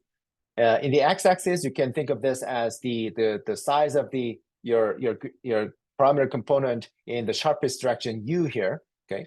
So, and the y-axis can be interpreted as the sharpness. So this is 2/eta, our threshold. So if you're above this threshold, then you're in an unstable regime, which promotes the blow up into the top eigenvector direction. And if you're below this threshold, you're stable. So your oscillation will die out. Okay. So in the first stage, by our assumption, progressive sharpening occurs and sharpness increases. And then because we're in the unstable regime, very small, tiny error from 0 will actually induce a blow up, the exponential blow up into the sharpest direction. And the third stage, which is the self-stabilization, is what this one actually tells us is if your parameter oscillates in the top eigenvector direction, this somehow magically introduces a term in the gradient descent update that decreases the sharpness. So this one actually comes from the second order Taylor expansion of the gradient, which means that it involves the third order derivatives of the loss function R. So it should be R, but I borrowed their picture, so it's denoted as L here. But okay, so from the third order derivatives of the loss function, this one actually and coupled with this oscillation of in the direction of the top eigenvector, it actually introduces a gradient descent component that decreases the sharpness. So this one actually drives the iterate while oscillating down to the regime where the sharpness is no longer greater than 2/eta. So in stage 4, because we're in the stable region, we're back to stability. So the oscillation dies out, and then we're back to stability. And because of progressive sharpening, our sharpness also increases again. So they claim that at the stability regime, we go through these 4 stages of cycle. And this one cycle actually corresponds to one peak in the loss function curve. Okay, so with this cycle, Diamond et al. They claim that the top eigenvector, the top eigenspace experiences the blow up and stabilization over and over again and creates loss peaks in the loss curve. And they claimed that the actual learning, the actual progress of learning should be happening in the lower eigenspace, not the top eigenspace. Okay, so based on this background, I'll switch to the next paper, which is of my own, that supplements this viewpoint, showing that actually not just in the EOS regime, edge of stability regime, but actually in most cases of neural network training, the actual learning is happening in the lower eigenspace, not the top dominant eigenspace. And also the paper also at the same time demystifies the commonly received claim that HD actually happens in a very tiny lower dimensional subspace. Okay, so let me give you a little bit of background on our discussion of the dominant subspace. So it's been long observed in the study of eigenspectrum of the training loss Hessian that if you train your neural network using a data set that involves k classes, then the top k eigenvalues, where k is the number of classes, of the training loss Hessian, they stand out as outliers early in training and throughout the training. Okay, so I'm showing you 3 examples. So one is the first one is MNIST, which contains 10 classes, and you can see that the 10 eigenvalues stand out as outliers, and they grow faster than other remaining eigenvalues. And in the case where the data set is cipher 10, we can actually also see that the top 10 they stand out. And in the third one, it's a binary classification data set, so the top 2 ones stand out. Okay. So for the rest of the discussion, we're going to define something called the dominant subspace, bulk subspace, and also this projection matrix. So if you can consider the k largest eigenpairs, lambda 1, v1, lambda 2, all the way up to lambda k, vk of the Hessian evaluated at theta t, we can actually define something called the dominant subspace at theta t, which is given as the span of v1 through vk. So you just take the span of the space, very tiny k-dimensional subspace, spanned by the top k eigenvectors, and we're calling this the dominant subspace. And we're going to also define a projection matrix. This is a projection onto the span, the dominant subspace. Okay, and we're going to define also the bulk subspace as the orthogonal complement of the dominant subspace. Okay, this is a very high dimensional subspace where if your the parameter is p dimension, then this will be p minus k dimensional. Okay, so this is the paper that we want to demystify in this paper. So this paper I think is titled "The Gradient Descent Happens in a Tiny Subspace." This is by people that were at the time they were at Google, Guy Gurari. So they claim that SGD actually happens in the dominant subspace that we just defined earlier. Okay, so to arrive at this claim, they ran a very interesting type of experiment. So they first trained a neural network with SGD, and they got a trajectory of theta t, like theta 0 to theta large t. Okay, and then along the trajectory, they created, they calculated the full best gradient at each of the point here, and then also the top k dominant subspace of the training loss evaluated at the point theta t. And then they measured how much of the full gradient aligns with the dominant subspace. In other words, you can decompose this full gradient into the component in the dominant subspace and the bulk subspace. And they try to measure this quantity right here, where the denominator is the L2 norm of the gradient, and the numerator is the dominant subspace component of the gradient. So if this quantity is close to 1, then this means that your full gradient, your full best gradient, lies almost entirely inside the dominant subspace. And here is the result as through along the SGD trajectory. So the blue curve is the raw value, and the orange curve is the exponential moving average. So you can actually see that in all the cases, the alignment is very close to 1. So they claimed, based on these results, that, okay, SGD maybe is happening in the very tiny dominant subspace, because the gradients are all aligned almost entirely inside this 10 like k-dimensional subspace. Okay, so we actually wanted to test if this is really true. So we ran some interesting type of controlled experiments using these 3 variants of SGD. The first one is SGD, the plain SGD, where GT is my mini-batch gradient. And the second one is DOM SGD, where we take the gradient estimate GT, and then you multiply this projection matrix. This one actually projects your gradient estimate down onto the dominant subspace, the tiny and k-dimensional subspace. And this is bulk SGD, which is doing the exact opposite. We're actually projecting your RGT onto the bulk subspace, so the orthogonal complement of the dominant subspace.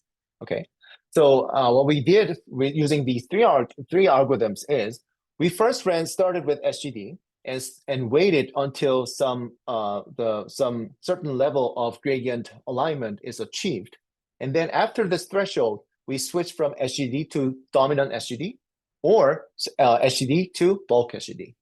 Our initial expectation was if the claim was true, then if you switch from DOM SGD, switch from SGD to DOM SGD, then the training will continue to happen. Whereas if you switch from SGD to bulk SGD, the training will stop. Our experimental result actually showed exactly the opposite. Okay, so here we started running SGD right here, and then switched from this dashed line. And as soon as we switch from SGD to DOM SGD actually fails to decrease the loss at all. And this one actually happens over different architectures and different data sets. And interestingly, the bulk SGD does decrease the loss as if nothing changed. So this actually from these experiments, we can actually conclude that the descent of the loss actually happens due to the non-dominant components, the bulk components in the gradient. So this is really like contradictory to what they previously observed, right? Charlie, this is Suku from UC Davis. Can you just go back to the in this plot? Did you also just run SGD throughout to see the difference between the green and the SGD? Oh yeah, so that's a very good question. We actually plotted this, but it's almost like entirely overlaps with the green one. Ah, okay. So I figured that must be the case, right? But does it oscillate? Yeah. Does it oscillate? So in the first 2 cases, they don't oscillate. But in the second case, I think they are in the EOS regime. So the blue ones oscillate. Yeah, okay. Yeah, so going back to your previous comment about SGD and gradient descent. So in some sense, when you do gradient descent, it goes up and down, right, throughout. So how is it able to correct itself, right? Because first it's going in a gradient ascent direction and then comes down suddenly, right? So it's not blowing up really, but going up and down basically continuously, right? Okay. So for that question, I can actually explain this in using this picture. So as I said, the self-stabilization mechanism actually said that okay, in the top eigenspace, the gradient descent iterates actually iterate through, cycle through these stages. But actually, in the lower dimensional, the other lower eigenspaces, the actual progress can happen. Okay. So the parameter is not just stuck here, like in this valley, because this gives you the impression that the parameter, the progress is actually stuck here in this 2D plane. But actually, the parameter space is much more high dimensional. So while oscillating, cycling through this, you're actually you can actually make progress in other other directions. Okay. Thanks. All right, moving on. Yeah, so this observation was quite surprising. So we tested some other optimizers and other architectures as well. If you switch the architecture to gradient descent or SAM in the EOS regime, or other algorithms like HD with momentum or even Atom, we actually saw over a wide range of setups, we consistently saw that if you switch from the algorithm to dominant one, then it stops training. And also this observation was consistent for other choices of losses as well. So the punchline is learning actually doesn't happen in the dominant eigenspace, so which is quite contradictory to what the 2018 paper claimed. And there are some other interesting observations as well. So we actually tried this experiment where we switched from SGD to GD and switched from GD to SGD. So this is the alignment plot. So yeah, as I showed you earlier, the SGD alignment closely follows the level 1 here. But as soon as you switch from SGD to GD, then GD actually, for GD, the alignment actually sharply drops down to 0 and is maintained at 0 almost forever. And the opposite happens for the other direction. So if you start gradient descent, the alignment quickly goes down to 0, and then it stays there. But if you switch to SGD, then the alignment level goes up all the way up to 1, and then almost stays there. So this one kind of suggests that SGD and GD has like highly different trajectory. But if you look at the same the loss curve of the same run, then you can actually see there in loss-wise there's not much difference, right? So this is SGD and GD. So you can actually see that like the loss curve for SGD is slightly more noisy, but they also follow they almost follow the same trend. The same goes to SGD, GD, and then SGD as well. So this is really confusing. So in terms of the alignment, it seems like GD and SGD goes through like completely different trajectories, but in terms of the loss, they seem to follow the same trajectory. So how can we reconcile these contradicting observations? So we put a lot of thoughts about this, and then finally came up with a like reasonable hypothesis or mental model. So our understanding is the stochastic noise in SGD creates an illusion of the gradient alignment to the dominant subspace, while the learning actually happens in the bulk subspace. So if I do it just this, if I say it this way, it may not make any sense. So let me give you a simple example of two-dimensional quadratic function. So this is a quadratic function which is really like highly curved in the x-axis and relatively flat in the y-axis. And if you run SGD and GD on this function, this is how their trajectories look like. So if you first look at the orange curve, which is GD, it almost immediately reaches the y-axis, and from that we just travel slowly through the y-axis. So this is also reflected in the alignment curve as well on the right. So the alignment is it starts at 1, but quickly drops to 0, and then stays there at 0. And SGD trajectory, they also follow almost the same trajectory as GD, almost the same trend. But due to the stochasticity of the update of SGD, it kind of deviates from the y-axis slightly along the training. However, this slight deviation actually creates a really large component in the gradient evaluated at this point. So this one actually creates an illusion of this creates a very high alignment level along the trajectory of SGD. So for example, at the point xy equal to the 0.01 and 0.5, this is a slight deviation from the y-axis. But if you calculate the gradient there, and due to the fact that the x-axis has so large curvature, the gradient is almost entirely aligned in the x-axis, which is the dominant subspace in this case. So the alignment level is almost close to 1. Okay, so I think this is what's happening in the gradient descent or SGD experiment in during neural network as well. So if you run gradient descent, you just follow this trajectory, following and SGD follows almost the same curve, same trajectory, but due to the noise in there, it looks like it creates an illusion that the gradient evaluated at SGD trajectory is aligned to the dominant subspace. So that's our mental picture, and this is the figure that we included in the paper.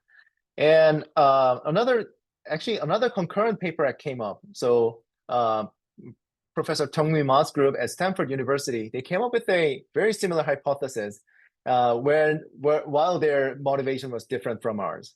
They tried to understand the success of a learning rate scheduling method called the warm-up stable decay. And then they came up with a very similar hypothesis as ours. And they termed this hypothesis the river valley landscape, which I think makes sense because there's a potentially curved river flowing through the bottom of the very steep valley. Okay, so both papers appeared at iClear 2025, and this illustration is taken from their paper. And honestly, I think this one is much better and much more intuitive. So I'm gonna use this picture from this point on. Okay, so to wrap up on this paper, from the quadratic function viewpoint right here, in retrospect, it sounds obvious that optimization is happening in the bulk subspace at the later part of training. However, I think the important contribution of this paper is first, we demystified the misconception that the dominant subspace is where the learning is happening. And second, we were actually one of the first groups of people to hypothesize that the neural network landscape is shaped like a river valley. Okay. So I know this is not a formal conjecture or rigorous conjecture in any way, but I think this is an interesting mental model when we think about and when we try to understand neural network training. So to support this view, let me now tell you that the many interesting neural network training phenomena can be understood through this model. Okay, so one example is the self-stabilization that we saw earlier. So we can view this self-stabilization as something that this picture is actually this figure upside down. So you can think of this as like in the progressive sharpening phase, the gradient descent flows through the river, but all of a sudden you hit a very sharp valley. So the slight oscillation gets amplified and you get sprung out of the valley, right?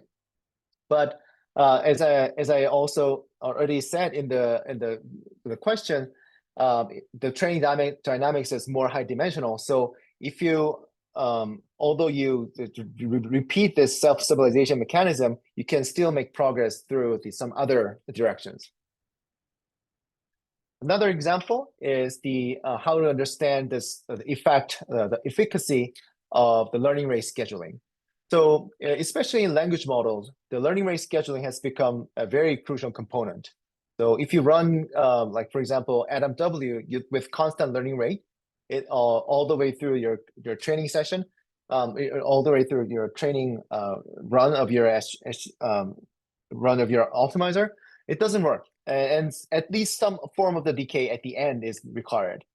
And so this is one of the examples here, the warm-up stable decay scheme. In the stable case, you maintain a constant learning rate, and in the decay phase, you decay the learning rate. And you can actually see that for the constant learning rate phase, the loss is kind of slowly decreasing. But if you start decreasing the lost learning rate, the loss decays really sharply. Yeah. This can be understood through this figure, actually, because if you maintain a constant learning rate, your iterates are actually jumping and oscillating across the valley. But if you start decaying your learning rate, you can now descend to the river and finally arrive at the river, which has the much smaller learning rate. Charlie, can I ask a quick question here? Yeah. Sure. So I wonder, because in terms of the learning rate in optimization community, it has been well investigated, so-called the backtracking, like line search technique that satisfies sort of like wolf condition that in general giving you necessary and also sufficient condition on which the gradient descent in general converges to it. If I try to understand in your context with the wolf condition, then how the geometry looks like, I wonder if you can comment on that.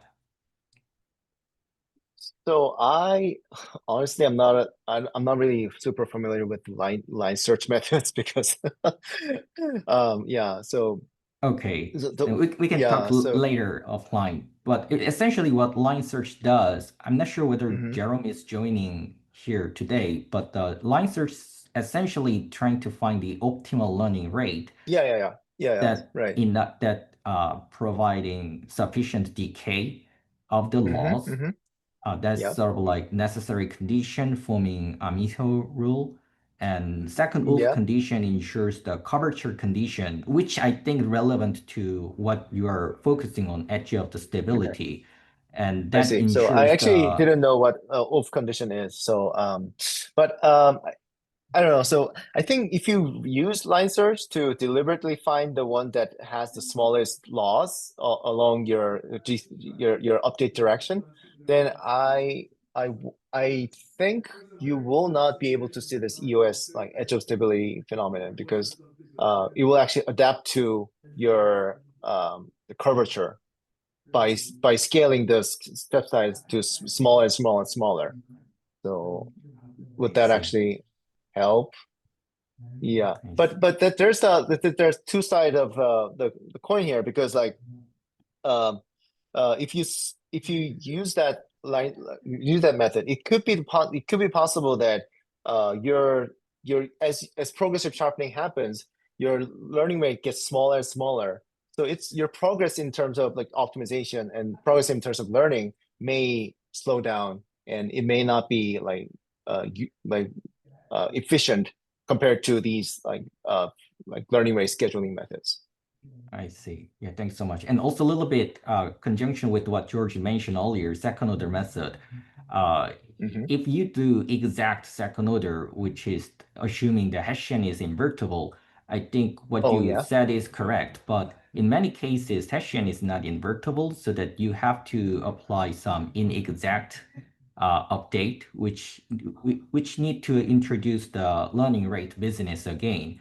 That's where the Wolf condition is frequently used in terms of like back line search. I think in that case, in exact line search with the Hessian is not invertible, then I do believe that edge of stability maybe appear therein. Oh, okay. Yeah, interesting. Yeah, maybe, yeah. And yeah, thank you. Yeah.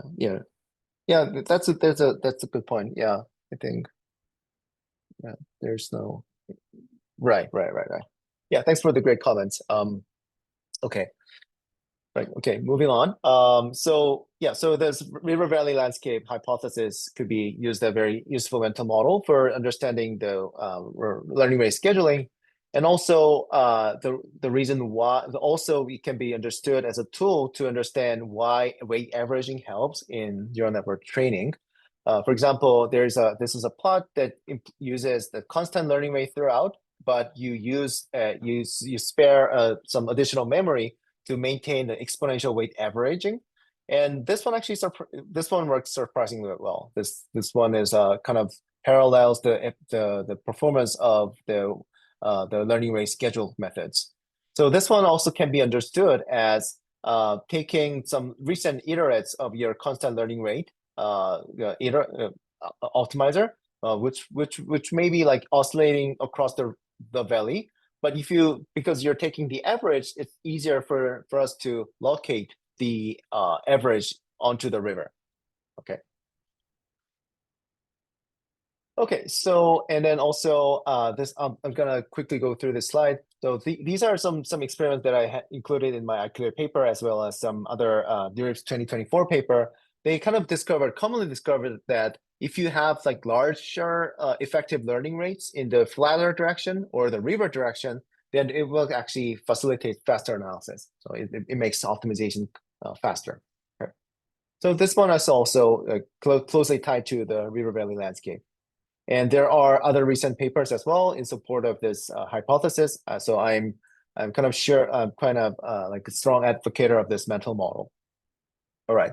So I'm gonna use the last few minutes for advertising my recent NeurIPS 2025 paper on how to understand schedule-free methods. So schedule-free optimizers were first introduced in NeurIPS 2024 as an oral presentation. And it provides a very general framework that you can plug in any optimizer to create a schedule-free version.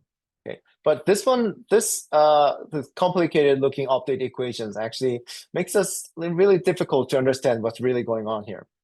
So in order to understand this, I think it's better to start with the update on Z. Okay, so Z looks like the usual gradient like optimizer update, like where you have like you use the previous iterate ZT and make a small update to get a small update to get ZT plus 1.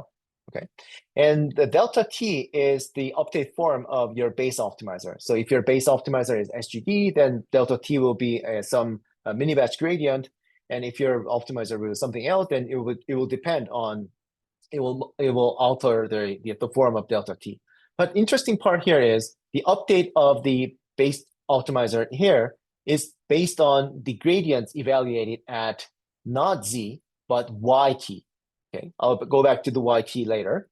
But this one is a kind of difficult, kind of strange because like we're updating Z based on the gradient updated at some other point Y. Okay, so after making this update on Z, we actually update X. Okay, and X is a weighted average of the previous iterate of X and the freshly computed Z here. This one actually, by the form of these weights, you can actually quickly check that XT is the average of the entire trajectory of Z. So this is the average over like Z1 through ZT, the entire averaging.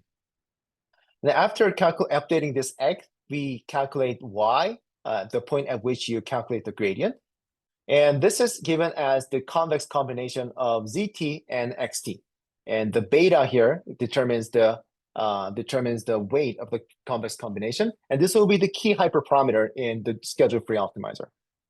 Okay, so and the algorithm, the iterate that the algorithm returns at the end of the day is actually X, not Z. Okay, so the algorithm returns X. So this is one example, the schedule-free Adam W. So if you take a close look at the pseudocode, you can actually see that this base optimizer is Adam W without any momentum. So this is Adam W with beta 1 equal to 0. But you introduce another beta from the schedule-free. So schedule-free Adam W has beta 1 that comes from the schedule-free framework, and beta 2 that is already included in the Adam W. So for schedule-free Adam W, I'm going to use beta and beta 1 interchangeably. Okay, so what is surprising about this schedule-free method is it works so well without any scheduling. So schedule-free method by default has constant learning rate. It doesn't have any learning rate schedule, but it was shown to achieve the Pareto frontier of the performance versus time of the learning rate scheduled methods. So what I mean by this is, in the red curve, you have a base optimizer with different budgets of epochs, and they're all using the learning rate schedules. So after like a constant some certain number of epochs, you arrive at this point, these points, endpoints, and the black curve actually is the performance achieved by a single run of schedule-free SGD. So this one actually sees that you can see that the performance of the black curve is like superior than any other learning rate scheduled methods. And the same goes to the learning language model training, where the baseline optimizer is Adam W. And the black curve here is the performance of schedule-free Adam W. In fact, this method actually got really popular because schedule-free Adam W actually won the self-tuning track of ML Commons 2024 AlgoPerf Algorithmic Efficiency Challenge. So they were the first one on the leaderboard for one of the tracks there. Okay, so for the rest of this talk, I'm going to talk about two important questions. First is, why can schedule-free Adam W achieve the Pareto frontier of the scheduled runs? And the second is, schedule-free Adam W is actually known to be very sensitive to the choice of the momentum parameter beta 1. And why is this the case? Okay, so we ran some experiments on a small size llama-style transformer, and we actually found out that schedule-free Adam W with the right choice of beta 1, they can actually track the river very closely. So these are some examples here. So the blue dotted curve is the NMW, and the red dotted curve is the schedule-free NMW. As we discussed earlier, taking the exponential weight averaging of NMW improves performance because of the averaging, you actually get to the river. However, if you take the moving average, exponential weight average of the iterates of the schedule-free NMW, then there is no performance gain. Now, this one actually suggests that schedule-free NMW is already closely following the river. And the same goes for the learning rate decay experiments. So if the dotted lines are constant step size runs of NMW and schedule-free NMW. And for these checkpoints, we restarted the run with a decaying learning rate. So which one has the effect of projecting down to the river. So for NMW, we can see that the loss decreases sharply. But for schedule-free NMW, after this projection, quote-unquote projection, there's no noticeable decay. So this one actually suggests that schedule-free NMW already follows the river. So that's why we can understand the contrasting behavior of the scheduled runs of baseline optimizers and schedule-free NMW. So NMW with learning rate scheduling, the red curves here, arrives near the river towards the end of training. It stays right here, and then at the end of the final decay phase, it arrives at the river. However, schedule-free NMW tracks the river throughout training.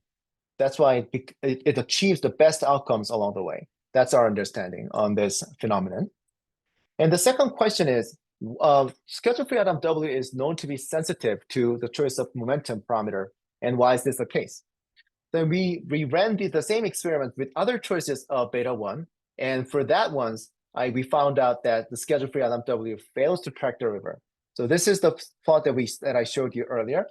And this ones are the plots for schedule-free NMW, but with suboptimal choices of beta 1. So it's beta 0.5 or 0.1.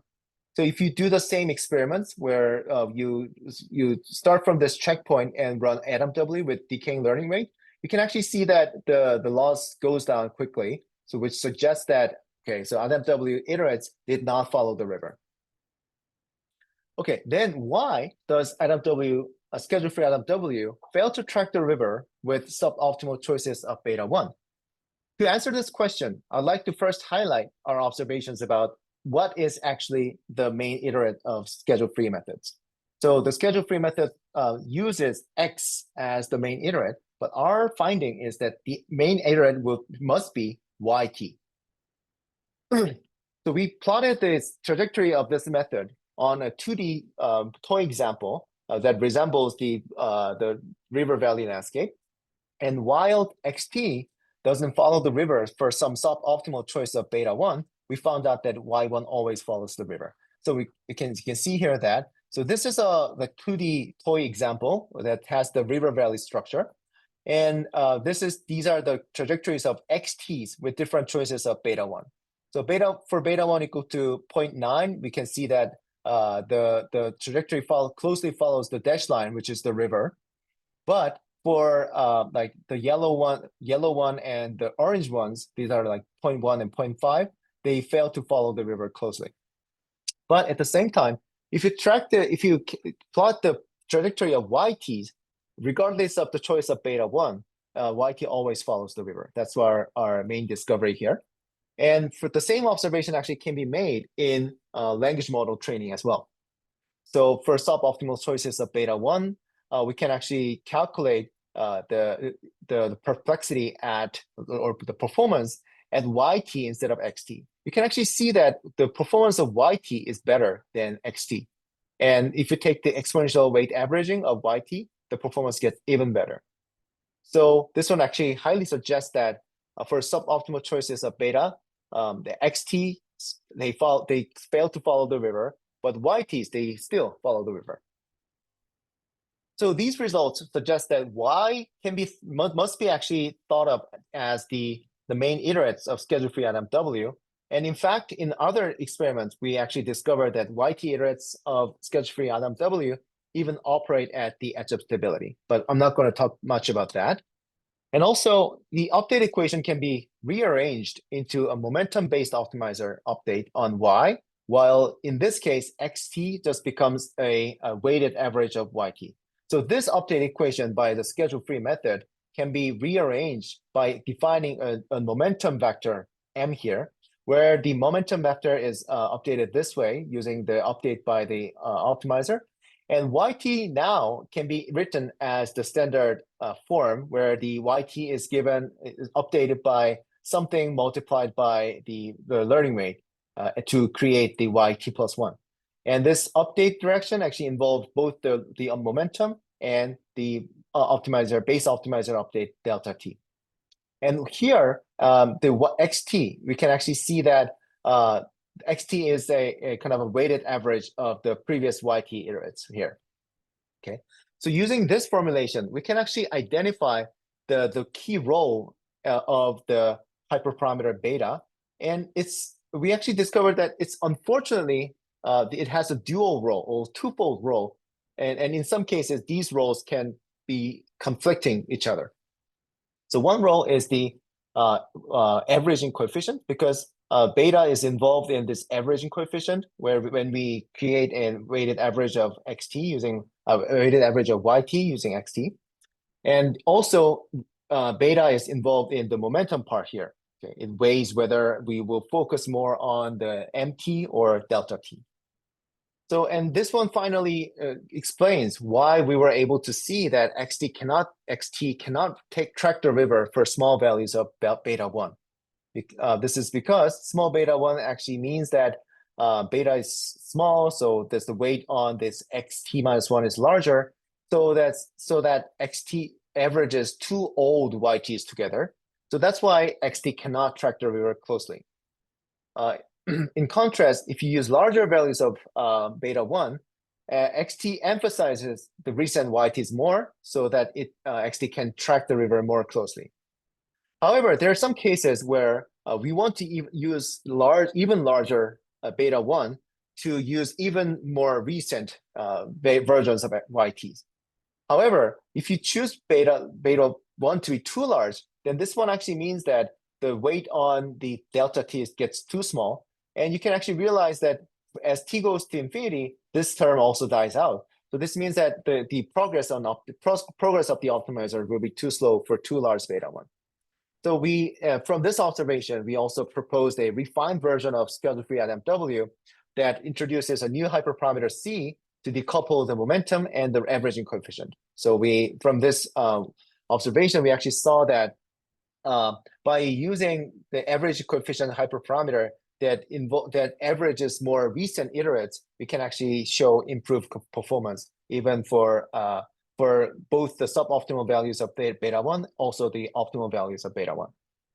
Okay, that's pretty much it for this talk. So I started by talking about this edge of stability phenomenon and the progressive sharpening, and introduced this mechanism called the self-stabilization as an explanation of what's happening at EOS.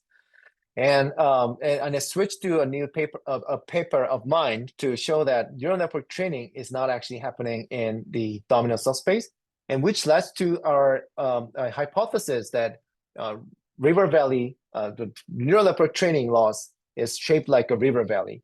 And this one actually can be used as a mental model for neural network training that can explain many training mysteries like EOS or learning rate scheduling, weighted exponential moving average, etc., etc. And also it can be used for understanding the schedule-free methods through the lens of the river valley landscape. And we provided how schedule-free methods work and how to improve this method further. All right, I think I went over time. Thank you very much for your attention. Yeah, happy to take any questions. Thank you for presenting your work. Do we have any questions for the speaker? So this is Suko again. Very nice talk. Enjoyed it. I had a question on, you've used by and large language models. Have you also just looked at function approximation, curve fitting, and try to understand this problem from the perspective of, if there's high frequency or the spectral bias, which came up in the previous talk, and different types of functions and how to understand that in the context of even the dominant eigenvalues, for example, right? Because it's the same problem essentially, right? But just a different different emphasis, so that you'll understand then probably better how to make gradient descent better, right? In some sense, right? Or how you use the self. Yeah, so in terms of the spectral bias, I think the dominant subspace should correspond to the lower frequency ones, and then the ones that are learned later would correspond to the bulk subspace. Yeah, and maybe then this will actually connect to our observation on like making the progress on bulk subspace faster will lead to faster optimization. This one actually could mean that, okay, if you somehow come up with a method that can like specifically accelerate on the bulk subspace, or the ones that are in the flatter direction, they won't can actually serve as a remedy for spectral bias as well. Yeah. Also, another question was related is that, let's assume that, eventually what happens is that, with Adam or whatever, it sort of stagnates, right? The loss doesn't change, essentially, right? So in a sense that the surface is very flat everywhere, the gradient is very, very small, right? So is it possible to just, it's more like a thought experiment. If you go back in time to where the loss started to stagnate, and then change the scheduling there, or use your self-adaptive stuff, right? Or and change the scheduling there and see, is it even possible to make the loss go down? I don't know if my question makes sense, but. Yeah, that's an interesting question. And but I don't know once it gets stuck into a Mhm. place where it's flat everywhere, there's no hope because you cannot get out. Right.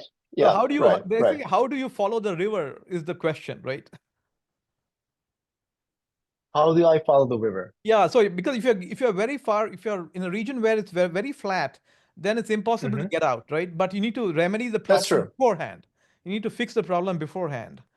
So in some sense, your whatever parameters you're using in the gradient descent or in Adam is basically taking you where you have got to a flat region, right? So is it possible to remedy the problem, early on, very, very early on, right? And see if it's even possible to make, descent, go smaller. I mean, basically make the loss go continuously decrease, right? I mean, it's just a question, not a just a comment. That's an interesting question. So I don't know. So in practice, I think people do use checkpoints, but the problem with that is actually, if you want to like track your progress for example, like every epoch, then it will cost you a lot of storage. So I'm not saying it's a practical solution. It's more to just understand. It's more to understand if it's possible, right? I mean, can you get a very, very accurate solution with a gradient descent like algorithm, right? Even though you're obviously, in some sense cheating, right? And it's not practically, you can't implement this in a real scenario, right? But it might give you some ideas on something else, right? Who knows? True. Yeah, I think that's an interesting question, but honestly, I don't have a good answer off the top of my head. But yeah, interesting. Yeah, thanks. Yeah, it may be helpful to go back somewhere and then, and then change the learning rate or schedule, whatever. Yeah, right. But I don't know. I don't know how to do it in a more like principled and like efficient way. And first of all, I must admit that the loss plateauing, I don't have a good understanding of that phenomenon. I don't know whether there's a like unified like explanation of why loss plateaus at like various situations. So yeah. I mean, I liked your examples, the simple function examples, right? So you may want to just take, simple functions, but not in, even in 2 dimensions, for example, or even 1 dimension, just a few more functions which have different behavior, like the 1,000 x squared plus y squared you chose, right? Things like that. Oh yeah, that one. Okay. Yeah. Yeah. Things like that, which are more simple to understand and where you can compute eigenvalues and all that, right? It makes it easier. Yeah, Anyway, yeah. let me Yeah, stop. thanks. Okay, thanks. Well, it's late in Korea.